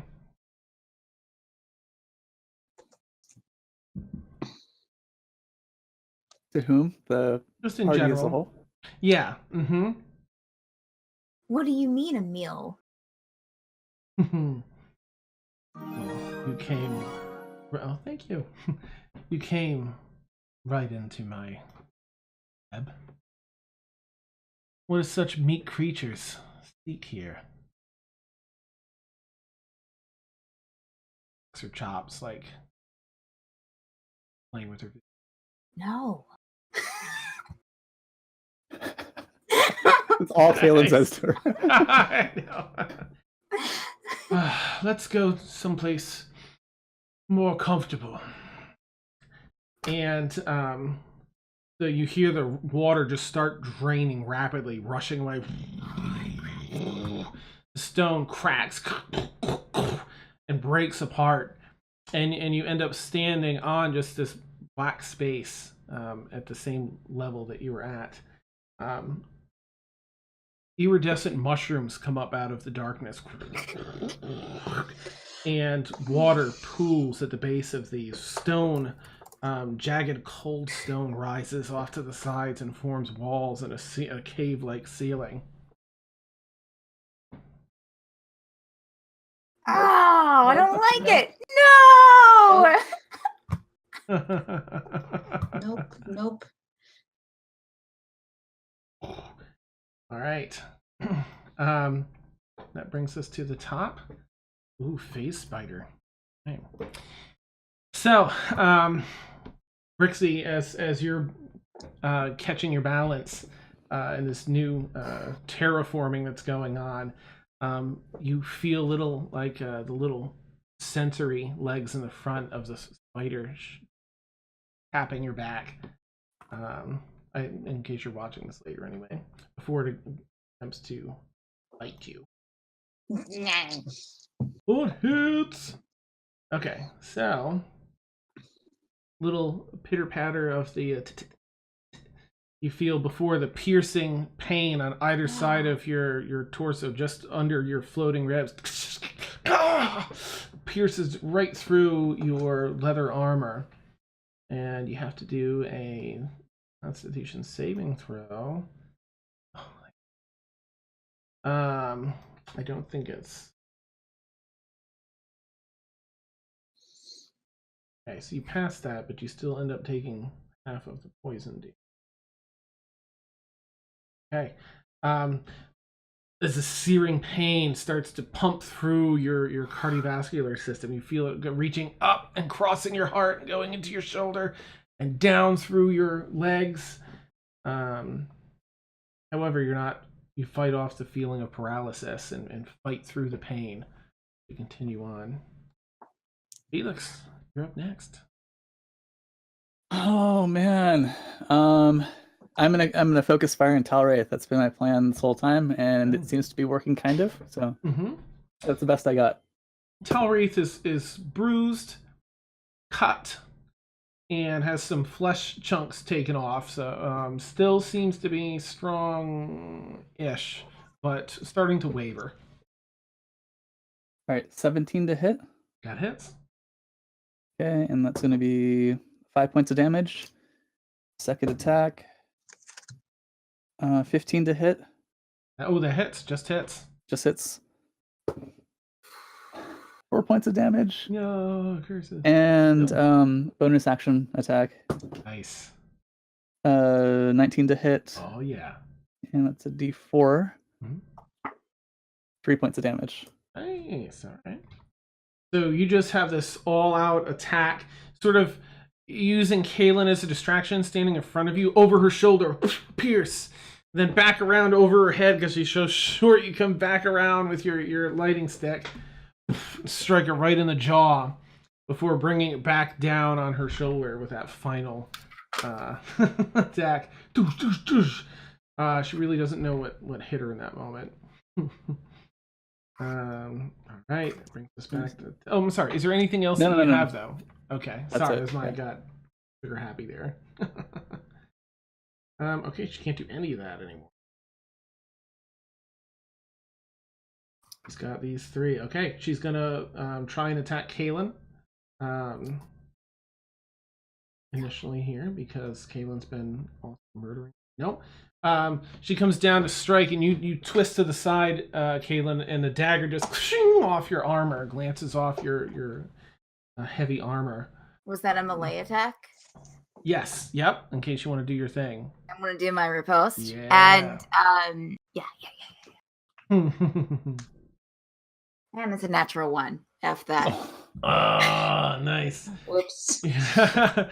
And in the last moment, you're like, oh right, let me, it's not muscle memory yet, and you're like, go, but it's just too late. Yeah. She's already leaning over towards Blueberry with her second dagger, try and pierce into the side of Blueberry's neck. Sorry, Blueberry.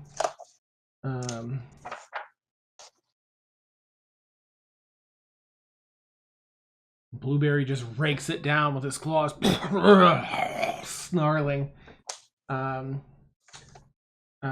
She completes the spin around and kind of goes down like into a dragon pose to lean past Kaylin and throws another dagger from her belt in the back at Mina, who's still restrained.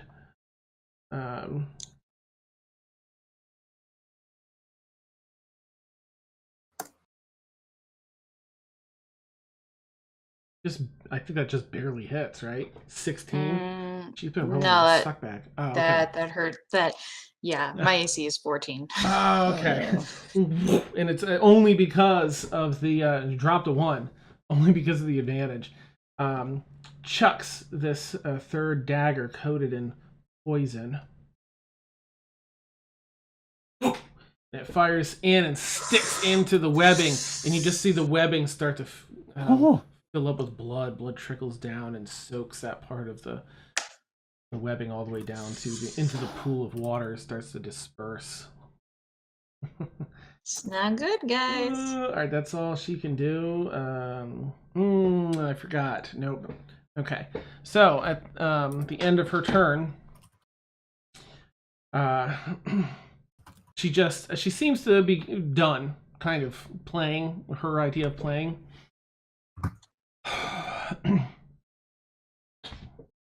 And grabs her amulet. Both give me the power. No. Power. Says, I don't care what you seek. Secrets, answers, glory, treasure. All your hopes and your simple desires will rest here forever. And out of her back, giant spider legs pop out. Oh, God. No, I know what she's doing. I know what she's doing. Let's see. So she essentially has this. I just need to find my Okay, which, let's see, I think this one's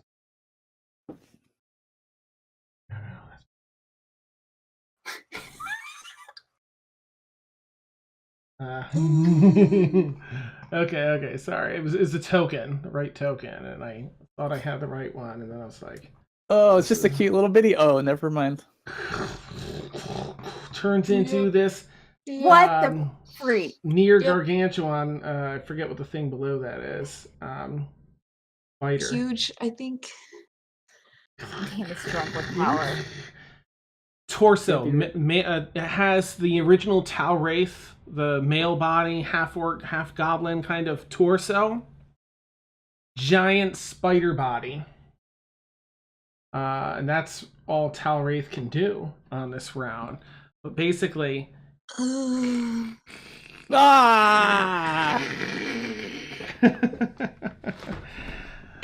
had that ready. I did. I brought it with me. It's one of the decorations for Halloween here. Okay. Mina swears heavily in Undercommon. Nice. Okay, Emil, we're sort of back to you because it's Wynnifred has rolled for initiative and she is next. Okay. She is going to. Jeez, look at this list of things. All right. All right. I think she could easily do a roll for.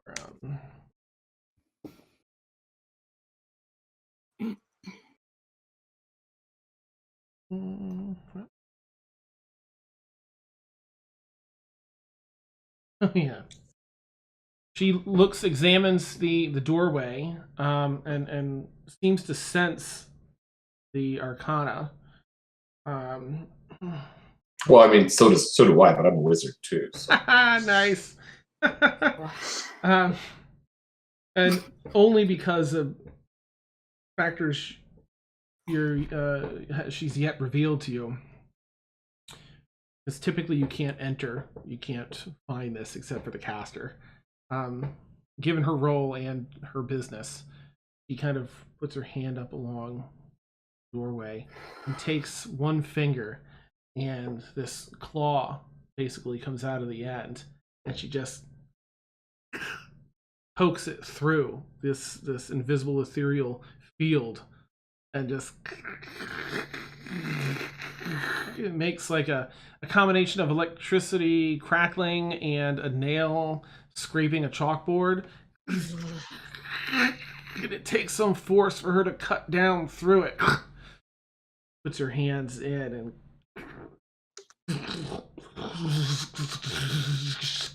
pushes open this section where you can see into what was once that room is now a cave system. And Emil, as you look through, you can see this phase spider biting into the back of Brixie. You see everyone fighting this gigantic spider person in the end.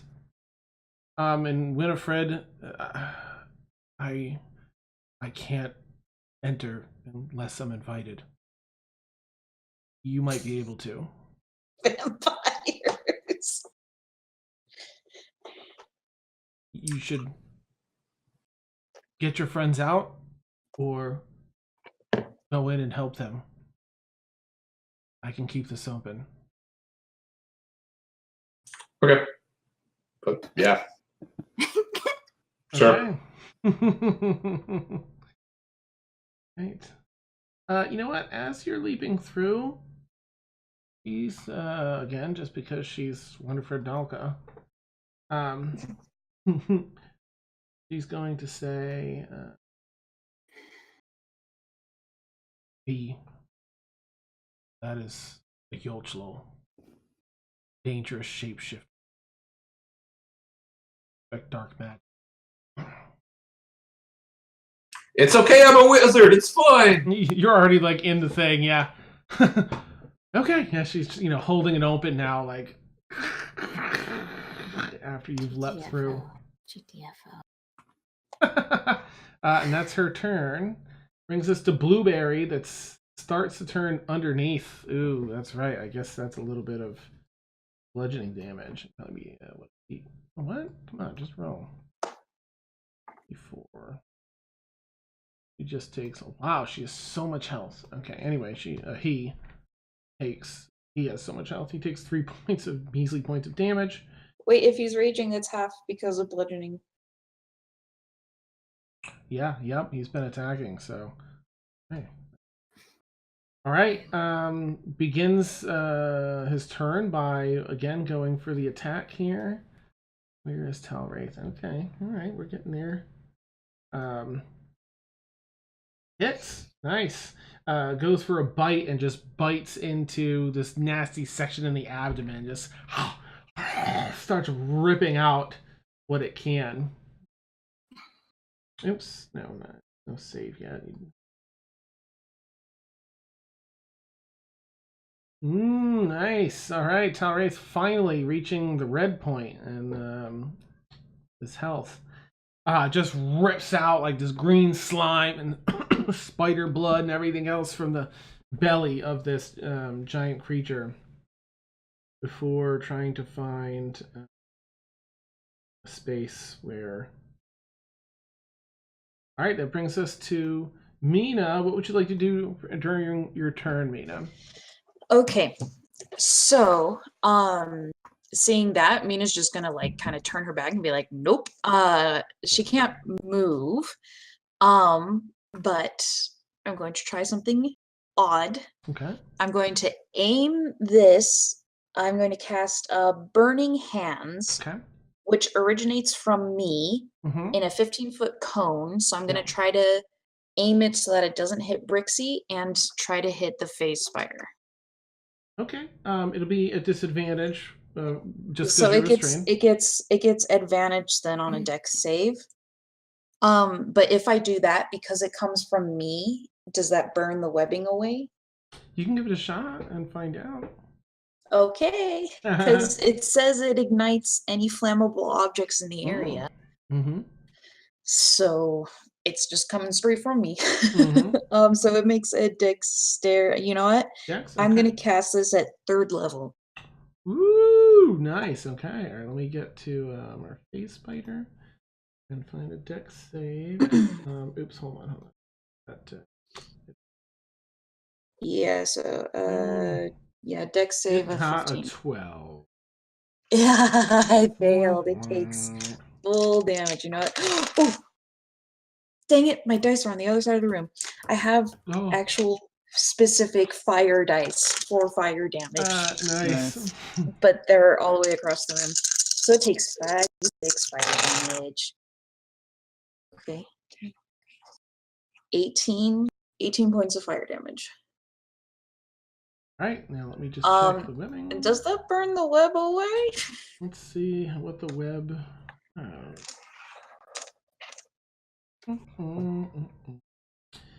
Pretty sure it has. Because if it's the spell, it burns. If it's the spell web, the webs are specifically stated to be flammable. The fire burns away in 1 round. Okay, so yep, any 5-foot cube of webs exposed to fire burns away in 1 round, dealing 2d4 fire damage to any creature that starts its turn in the fire. Oops. So you're fine for this turn.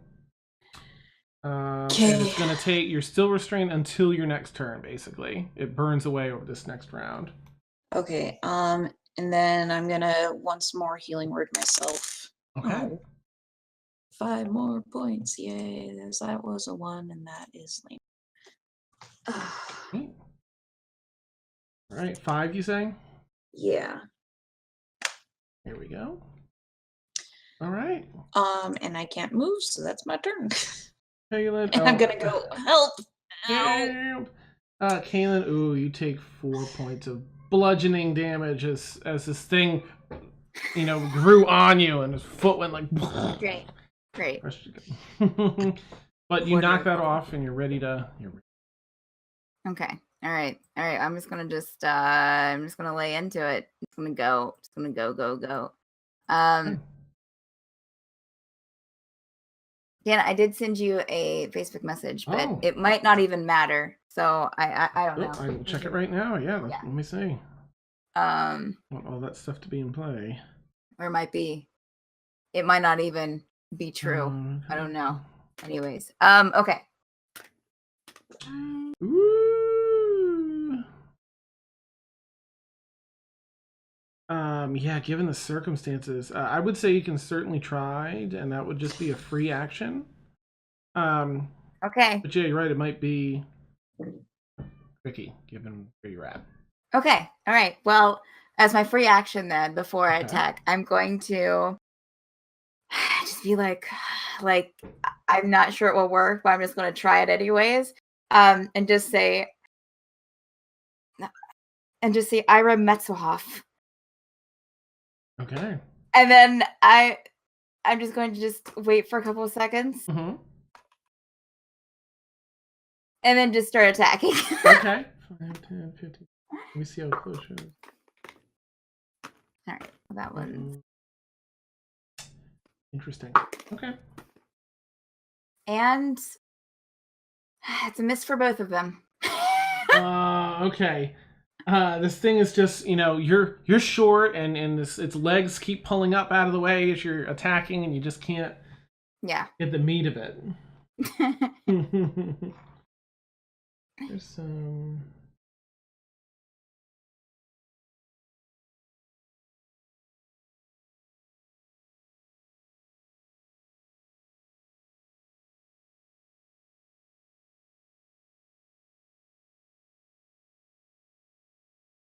Mm-hmm.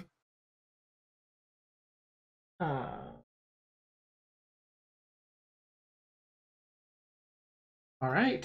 So unfortunately, you swing and and everything's just missing. You can stay there, but you'll suffer bludgeoning at the beginning of your next turn. Oh well, no, we're not staying there then. If I just move off, like if I'm just off of the character, like off to the side here, would that still be okay? There's a spot either right here. Right there? That one's still under it, but at the very bottom or the very left are spots that are just open against the wall. Like right there? Mm-hmm. Okay. And you'd still be in range, so you wouldn't get any. Okay. Okay, then I'll run up against the wall then and just kind of stand up against it. Okay, nice. All right. Wiping the sweat. Yeah. Oh, snap. All right, it's a good roll. Let's see. Ooh. All right. Is that the end of your turn then? Yes. Yeah. I'll just kind of, I'll look around one more time and just be like, okay. I hate spiders.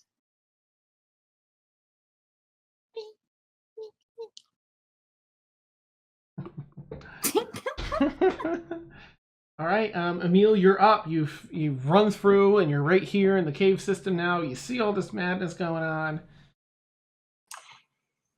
All right, let's pull out the short bow and take a shot.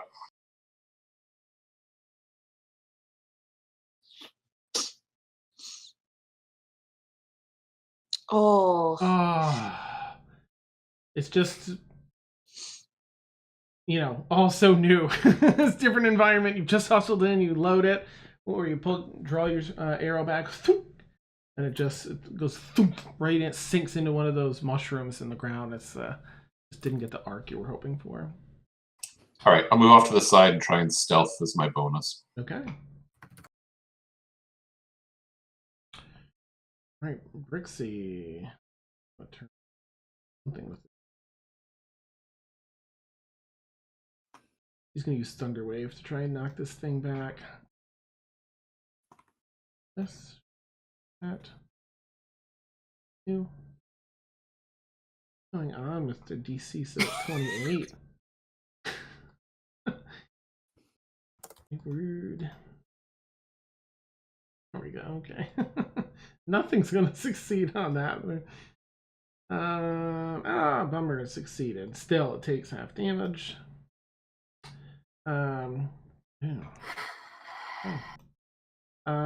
Phase Spider takes a little more damage and is starting to look kind of hurt, but it doesn't get blown back. Brixie turns around, pain in her sides, and brings her hands around and claps. This huge wave of thunder energy blows out in front of her and pushes back some of the creepy hairs on the back of the phase spider's legs and stuff. But it stays in place, just taking some of that thunder. Ooh, top of the round. Oh boy.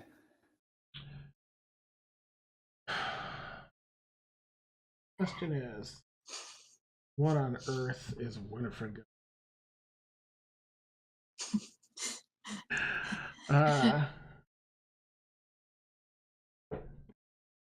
Yes, yeah, there we go. Okay. Oh yeah. All right. I don't even know. Let me check her intelligence. I think it's pretty high. A crack is heard through the portal to the far east. I think really Brixie might hear it, and Emil would hear it. Behind this. No. Behind Wynnifred, holding the portal open, back in the hallway, a fiend appears. Long, billowing wings. Big horns up on top, scars across her face and body. And, what was the name again, Steph? Ira Metzelhoff. Ira, okay. Ira has answered the summons, as she promised to do. All right, Wynnifred, let me just check her. I know she's really intelligent. Let me just have her do a roll, make sure okay. Keep it legit. Okay, thankfully Wynnifred's like holding this open like you friend or foe. And Ira looks like, which are you? They kind of look at each other, and Ira's like, I'm here to help her and them. I was summoned by the short one. Wynnifred's like, go. And flies in, folds her wings and flies in. She can only make it so far. 5, 10, 15, 20, 30. What is her flight speed here? Oh, 60 feet flight speed. So she flies up to this phase spider. And what's her... Oh, geez, 3 attacks. Okay. Takes out her longsword and starts slashing at this thing. Natural 20! Oh! Okay, so she comes in with her longsword, draws this out, just buries it in its back. It seems to not take as much damage initially, but surprise, there's poison on that longsword. And it's critical. Good! It's like starts to turn around to get her. One of its legs starts twitching, and then two of its legs, and it starts like folding up on itself and crawling on its back and turning into that little husk of a spider as it's dead. And she just pulls the long sword out of the carcass and gets the green blood off of it. You called? Says over to Caitlin.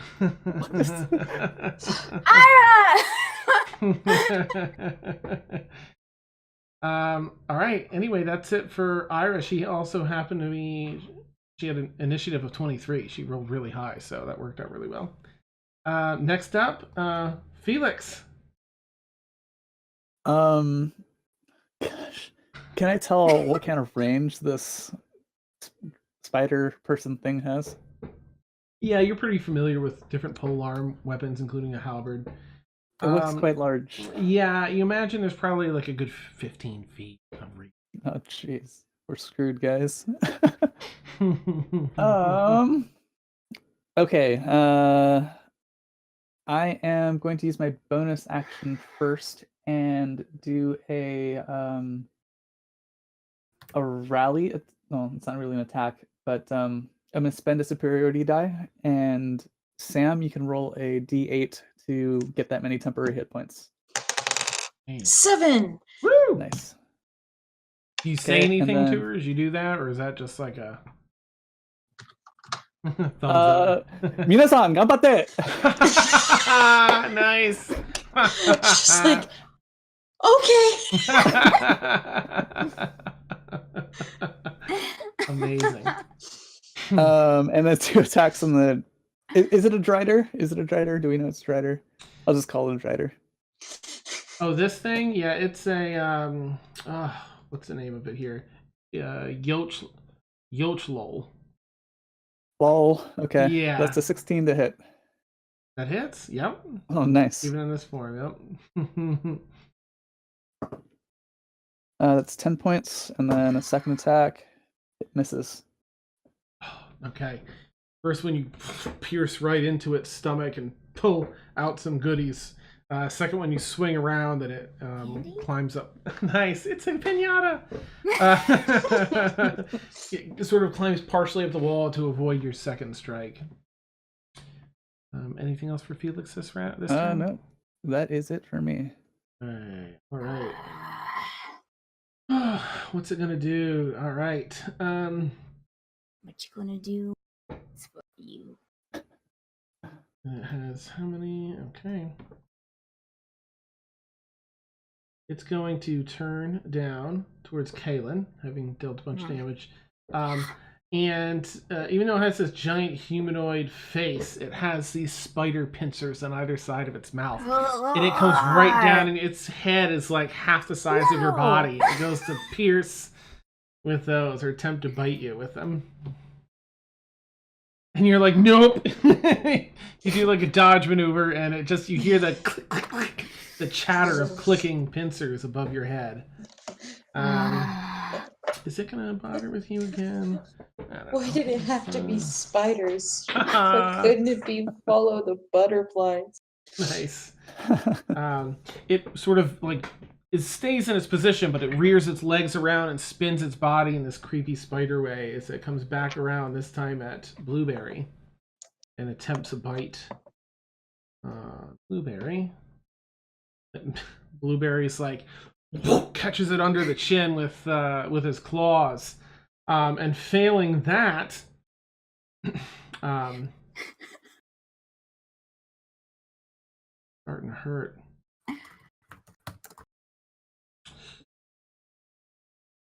I feel like let me do this.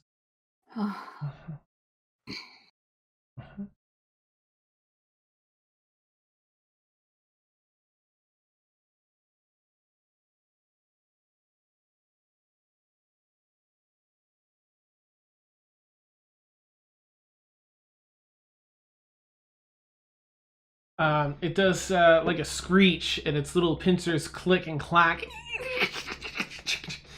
And it takes the halberd and pierces it into the ground. and this green smoke starts oozing out of its body like it's sweating the steam of green.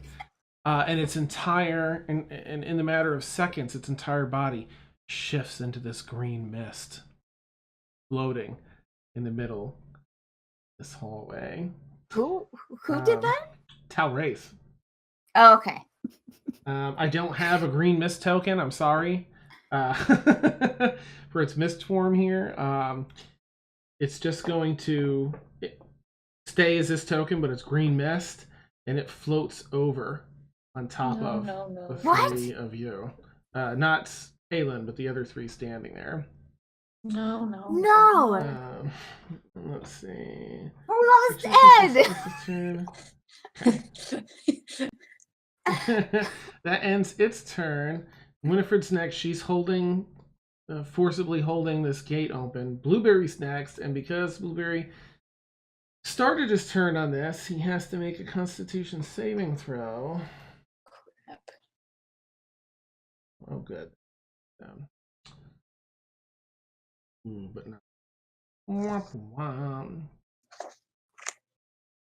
Oh, brutal. Okay. So while Blueberry does not take any damage, he starts violently coughing and gagging, making him incapacitated.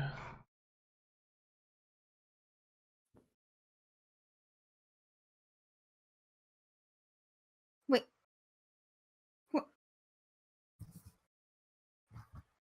Bum, bum, bum. So Blueberry can still attack, just with disadvantage. Okay. Yeah. So disadvantage. Blueberry's gonna bite this thing because it's right there, and still hits.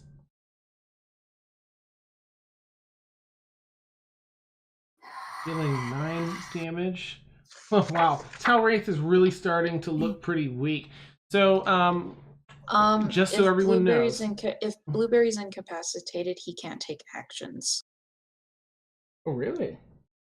Yeah. Oh, I was thinking restrained. Okay, that's right. No.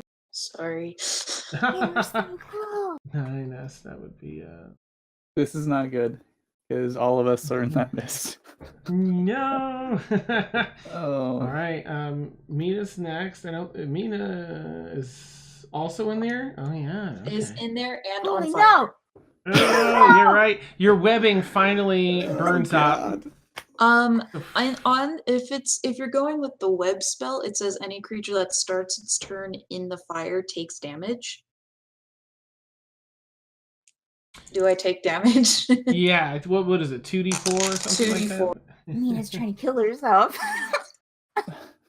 Okay, well I just rolled 6, so I still have temporary hit points Okay, left. good. All right. So what you One had temporary 7. hit point. All right. You've got 1. All right. Now, if you would roll a Constitution saving throw, please. All right. It's this green I'm so glad I toxic moved. fumes. Yeah, right. Toxic fumes start going into your nose and mouth, and That's a 5. oh, you your gut tightens up, and you become incapacitated with coughing and wheezing and pains in your abdomen from all the hacking and coughing. Ugh. Yeah, that's my turn. All right. Oh, I'm so. Oh well. Attack the mist. Attack the mist. Kaylin, you're up.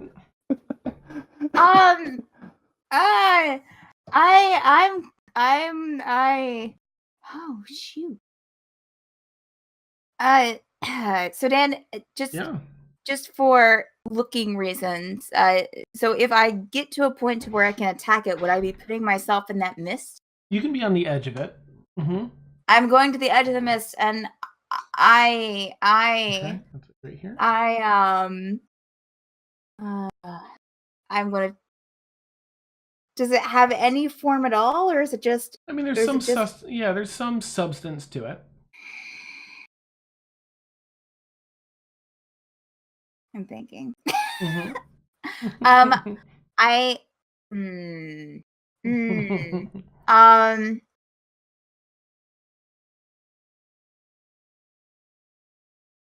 with a short sword seems ridiculous. Actually, I'm gonna stay where I was and attack it with and try to hit it with my crossbow. Okay. And Take it out. Knock the bolt rather. Here we go. Aim. Like Okay, that's a 24 to hit. That hits. Yeah. And that is a 5 damage.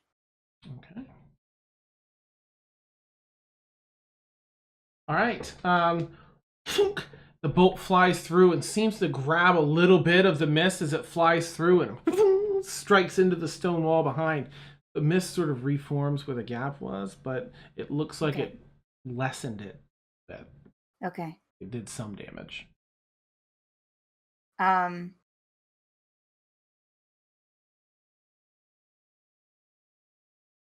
just FYI, Tal'Wraith is looking super, super beat right now. So whatever your plans may be, whether just kill or whatever you guys want to do, I just want to make you aware. Visually, you would be seeing Tal'Wraith really picked apart, bleeding out of the abdomen of this spider body, and panicking. Or was until it changed into this. Clearly panicking. Kill. Can I? Okay, so that was my action. Would it be an action to move and then pull someone out of the? I mean, you could move, but if you were pulling someone out, it would be an action to grab them and pull them. Okay. All right. Because I only have the one action, right? Yes. Mm-hmm. Okay. All right. I will waft the mist into a bottle. Nice. Be a genie in a bottle. Yeah, I just that I have it. Yeah. Okay. I'm just gonna call that a win that it damaged it and go. You're up, Emil. Let's try this bow again. Nice. Disadvantage or normal? Just normal. Mm-hmm. That's a little higher than last time, so let's see here.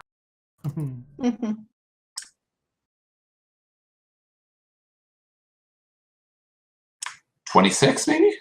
Ooh, just hits, yeah. Nice. All right, and I assume this counts as a sneak attack because I've got allies in melee. Absolutely. All right, well, let's see how this goes then, shall we? Short bow. Line it up. Missed. Had no idea that was coming. Couldn't prepare.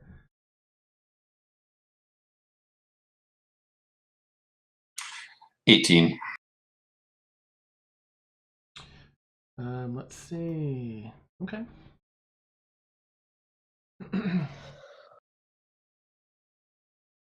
As you pierce through,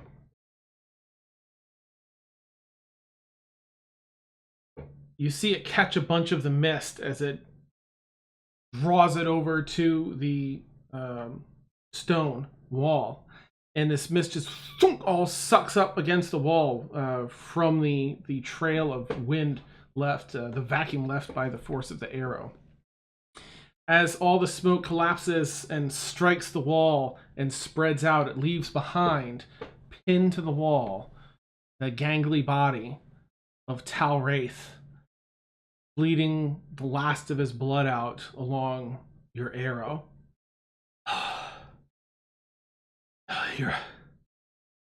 You're all too late. I already delivered the and like hacks up a bunch of that green blood from his spider form. I already delivered the relic. And you have much more to worry about anyway. You probably have like another half a minute of Tal'Wraith alive if you want to interact at all with him. I do. I want to go up to him and shove my short sword into the wall at the side of him. I'm not killing him. Shove it right beside his head. Like, what do you mean? Friends, we've got an open portal. We need to get out of here now. And Emil's going to leave. I need to hear this. What do you mean? You're not going to hear it from a drow. I resemble that remark. Oh, nice. I'm gonna. Well, I'll wait to see if he says anything. He leans down as far as he can with his gangly body and whispers in your ear. You feel the warmth of his breath on your ear and the blood dripping on your shoulder. And this is what he would. Kaylin, I'm going to send it in. Oh no! Literal whispers. Mm-hmm.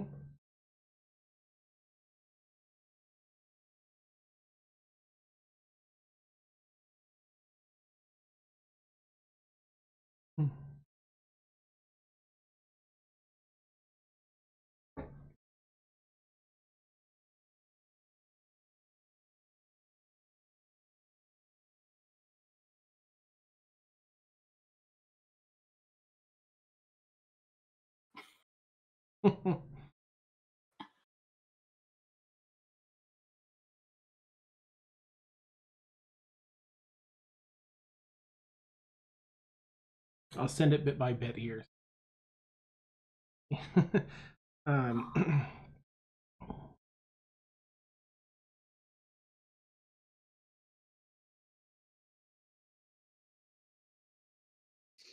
Mina brushes the burning web off.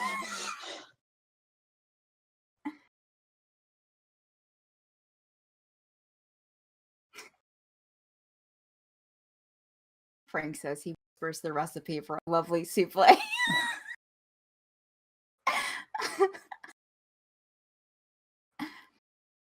There's a little more, but I'll let you soak that first part in. Who?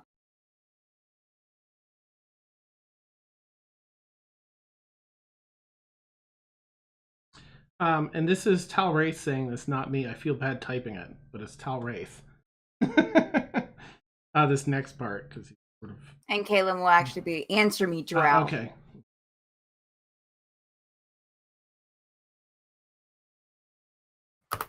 All right, let me. You probably.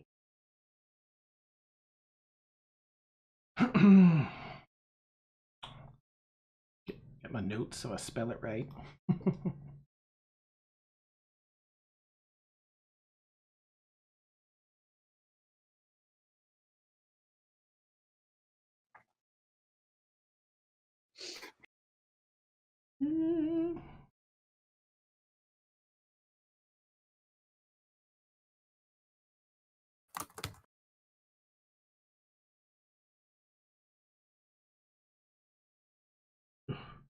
So when I type cough spew, that's him like coughing all over your ear and spewing blood. Oh.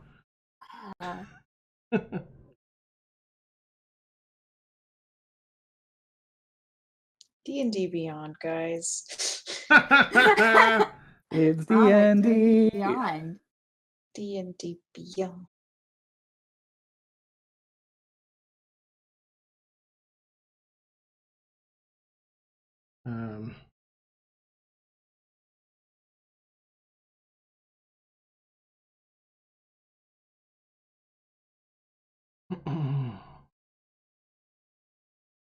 Let's see.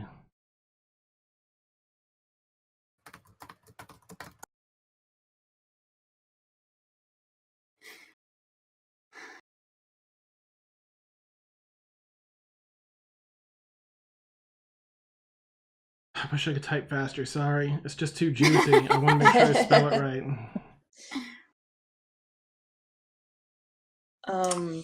While he's talking to Kaylin, I'm gonna walk up to him as well. Tal'Wraith has about 30 seconds to live and starts reciting War and Peace.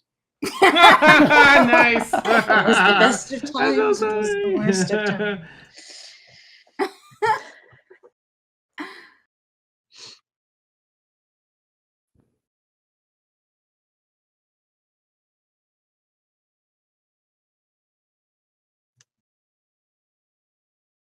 Oh God. Sorry. Oh.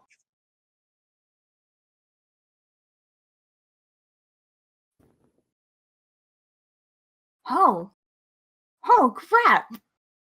Stiff reactions are the best reactions. Steph had no idea there was that much butter in his souffle. I'm not prepared. I'm lactose intolerant. No. You are not prepared. I'm just going to. Oh. Black Splurge is next. And then he dies. Oh. No, I wanted to ask him a thing. You can I'm just ask him as he's going- dying if you want. Kill him! Bring him back so we can kill him again! The entire place collapses, and Wait, each no, of you find I yourself. wanted to ask him a thing. You're all popping out in the hallway where you had initially entered.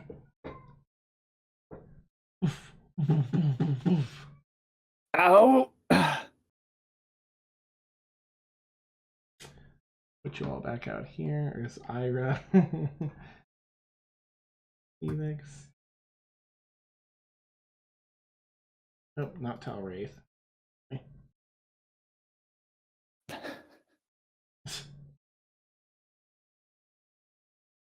He's back! Son of a gun. Alright, Wynnifred that was holding the thing. Blueberry hybrid. I mean, not that it really matters, so you guys can let me know. He was totally just messing with Kaylin Mina. He wasn't going to answer anyway. He was like... Drow? Barely able to spit that out. Yeah. And he's a... Alright, Emil, you ran out first. You're right next to... Good. And Brixie. Oh, too. Wow, no one even fell unconscious.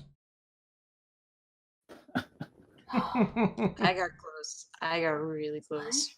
Thank you, Wynn. I appreciate that. Yeah, pulls her hands back. Is he still? Does he still have like a few last breaths? Because I wanted to ask him a question. No, he wasn't even gonna listen. He had like a little bit left, and he wanted to get at Kaylin. Okay, fine. Speak with dead. Okay. Is he even here? His dead body gets tossed out too. Anything in there gets tossed out. So Okay. put his little dead body on the ground amongst you guys. Didn't want to have to use a spell. I'm just sitting on the floor, kind of dazed right now, trying to collect what he said to me. Kaylin, the Drow, the ones that worship the spider god, Spider Queen. they are nothing, filled with nothing but hate and deceit. Why would you ask it a question as it was dying? You gave it its fondest wish to put poison in your ear. It told me information. It told you information it wanted to give you with its hateful dying breath. I hope the information serves you well, but I fear it. It told me where to find what Baron Rexland. He has the artifact, and he's went to hide out in a cove somewhere. But we have to either decide if we want to kill the Baron or find the Baron and find the artifact, or if we want to stop the bombs from going off under Bexley. There are bombs under Bexley. Probably worth investigating. Emil doesn't believe it, by the way. Emil's look on his face is, yeah, sure. You got sold alive. Just because a person is a drow, Kaylin will stand up, doesn't mean that they always lie. No, that is the way of Loth's followers. I have known several of these types of creatures in my time. But let me finish my spell and we can find out for sure. Guys, what's behind me? Oh, it's Ira. Oh, hey, Ira. Yeah. I'm just gonna go over to What's Ira your and range? hug her. Oh, she. Without saying anything, Like sort of I out of hug, I pat on the just kind of head. needed some comfort. Yes, yeah, pretty much, Lauren. Yeah. I'm glad I could help you. Always seem to be the most awkward battles and positions. Ira, thank you. Yes, of course. I called and you answered just like you promised, and I really appreciate it. I'm thankful for all you did for me. Fair exchange. Would anyone object if I went above ground? I'm feeling a little uncomfortable here. Wynn, am I safe down here? Yes, we need to talk. Would you mind if we found a place with some more privacy? Yeah, let's go. It's a pleasure to meet you all. I'll introduce myself momentarily. And again, you see, where are you, Wynnifred? We're just making all sorts of new friends today, aren't we? Nice. I will call over my shoulder, friend of Sam's, by the way. And she takes care to walk properly on the floor. Opposed to any giveaways. Yeah. She heads down to a couple rooms down. There's a strong door over there, and there's a little bit of room between you and the party. And that for viewers, nicer here so you can see it. You want to resolve Sam's spell first? Yes, I'm sorry. You're ready to roll with that, Sam? Speak with dead. All right, let's see. Okay. Before I actually cast that, I'm gonna look to Kaelin. What exactly did he tell you? He told me that my notes. He told me that the Baron has the relic with him, that he went to hide out somewhere in a cove in the east, directly east of here, and also that there were a bunch of bombs going off in Bex. Made it sound like that it was either go and get the artifact from the Baron or stop the bombs from under Bex. Did he mention which Baron? Baron Vraxlin von Sutcliffe. Does that name sound familiar I don't know. to any of us?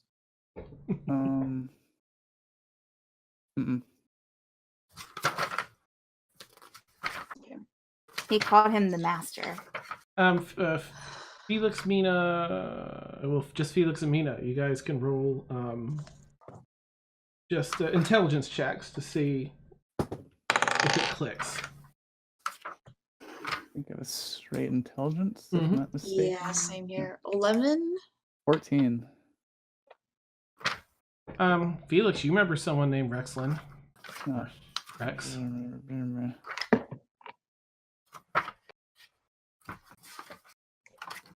Would I know anything about him? You recall someone named Rex at the Tilted Shack? Oh, jeez. This is why the other day I was like, oh, this just got really interesting. Wait. No.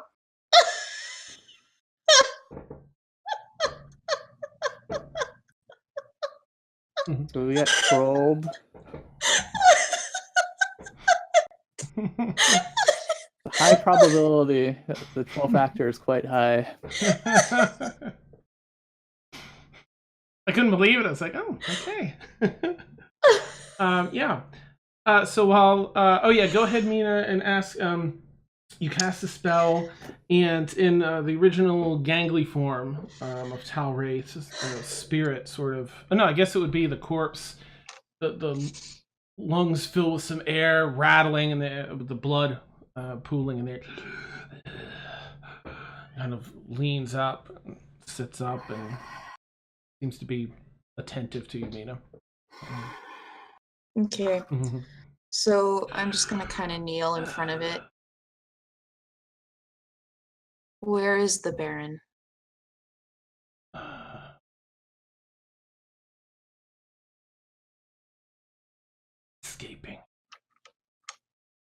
She just kind of smiles to herself, and then look to anyone. Anybody else have any questions for him?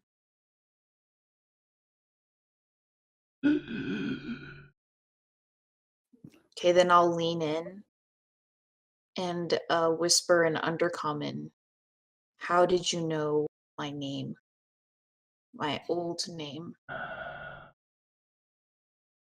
Both told me. She'll have you back, or bury you in the ground.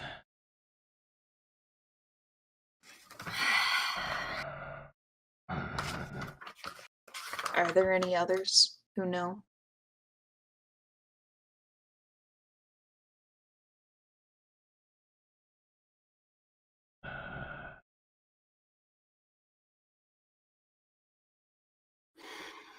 Did you ever at one point work with the Phantom Eyes?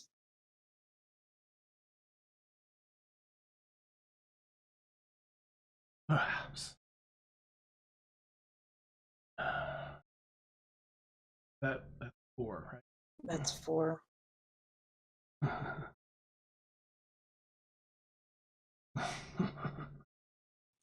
right? She's gonna stand and still say in Undercommon. You go tell your false goddess that she can never have me back. I'll let the spell go. Last breath leaves the chest and it collapses back down.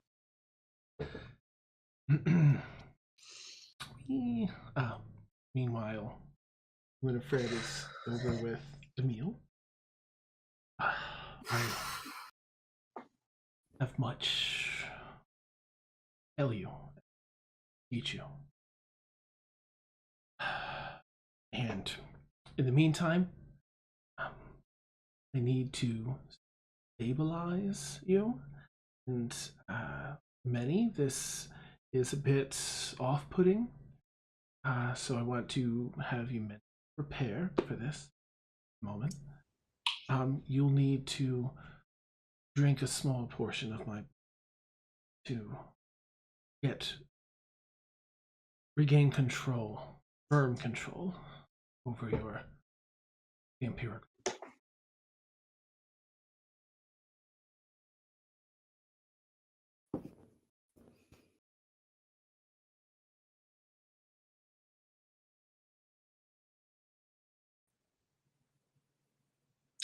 I'm not particularly fond of that, but I trust you. Takes her finger out in her other hand, and again has a long claw pour out, sort of runs down her arm.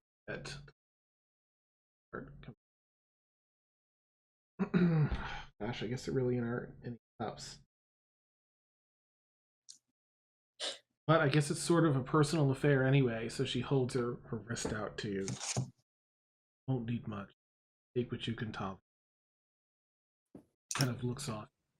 Privacy, sort of, respectfully. Emil will take a little bit and swallow it as quickly as he can. Okay. So, as you do, expecting the foul taste of blood, you find that it's delicious and in almost not intoxicating, but there's definitely a rush that comes along with it. Makes you feel alive. Makes you feel whole. Could definitely concentrate on my training and my humanity. Okay. You keep that hard in mind, and you take just what you can initially, swallow it as quick as you can. And you feel after a half a minute or so goes by as you're wrestling with that, the peace come over you, humanity set. And you do feel a much firmer grasp on the shifting forms. She runs her hand, wipes the blood away. It's already healed. She just wipes the blood away there. It takes some getting used to. But I needed to tell you face to face. More so than being a friend of Sterling Sam's. Fellow.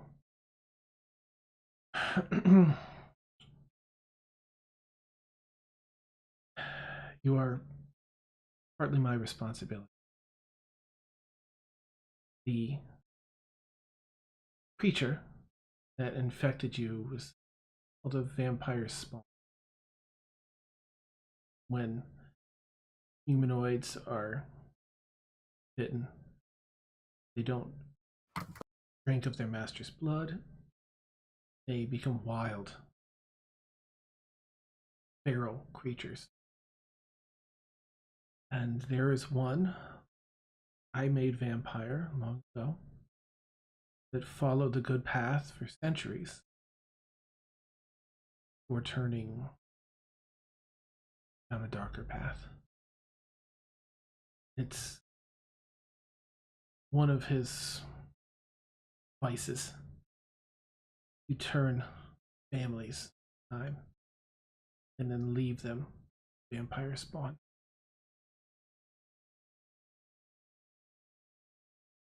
You were made of his creation. He is my. You.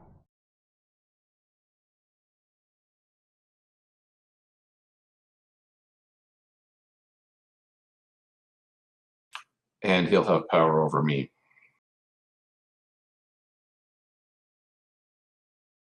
I feared that may happen if I did not reach you. He enjoys unique playthings. Did not want that. I have not made a vampire since. And you were the first to fall under my family bloodline.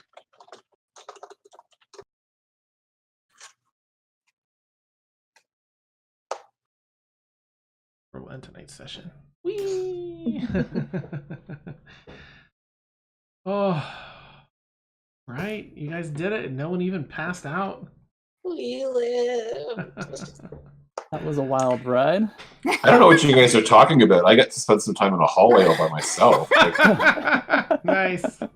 I'm sorry, Emil. I was like, oh, this will get interesting. Neat. Oh. I hope you guys had fun. I had fun. This was a lot of goodies coming up from this one. Ah. Real dice combat, yeah! Nice. The whole yeah, all the session ones of we rolled tonight. Awesome. And Kaylin's got some info and some craziness. Ah. Dun, dun, dun, dun. Do any of us have the message spell? I do, but not prepared, and I'm almost out of spells. Okay. Awesome. Yeah, so next week we'll find out, maybe Emil, you'll probably find out a little more about what's going on, maybe get some names and some more deets. Exciting. Of course, Kaylin, you now know about your Tal'Wraith, at least whispered. All the bombs under Bexley. And he was basically trying to say I may have botched it too, because I was trying not to take too long. Just he gets amusement out of that stuff, and amusement out of the fact that they're bombing Bexley, and they're gonna pin it on Calais to incite more people to their their side. Spoilers. Oh yeah, it completely expects you to fail. Like you'll struggle. Or you can go after Baron Rexlin von Sutcliffe. Maybe. If he's not dead in a tavern somewhere. Well, I think he would have given the artifact to him post your encounter. Would he? Because he had the artifact the next morning walking out of the tavern. Like, Brewer saw him have the artifact, saw Tal'Wraith with the artifact. Was it the next morning? Yes. I think so. Yeah. Darn. So unless he's lying about who he gave it to, which that's possible. But Yeah, I got the biggest kick out of that when you had the encounter there and you're like, and I stab him. Interesting. Can't wait for this to play out, but yeah. Oh, neat. Well, thank you all so much. I hope you all had fun. I had a blast, of course, and thank you, viewers, as well. Hope you all had fun too. Chat was hilarious, of course. And yeah, I guess we'll catch you all next week. Should be starting back on time. I don't have any more shifts. Anything? So it'll just be back to as needed. Yeah. Very nice. Yeah, of course, we have our All Evil campaign Tuesday night, 10 p.m. to 1 a.m. Eastern, and then Stormfall next Friday, 10 p.m. to 1 a.m. Eastern, with fewer spiders. Well, have a wonderful night, everybody, and we'll catch you all soon. Bye. bye. Bye.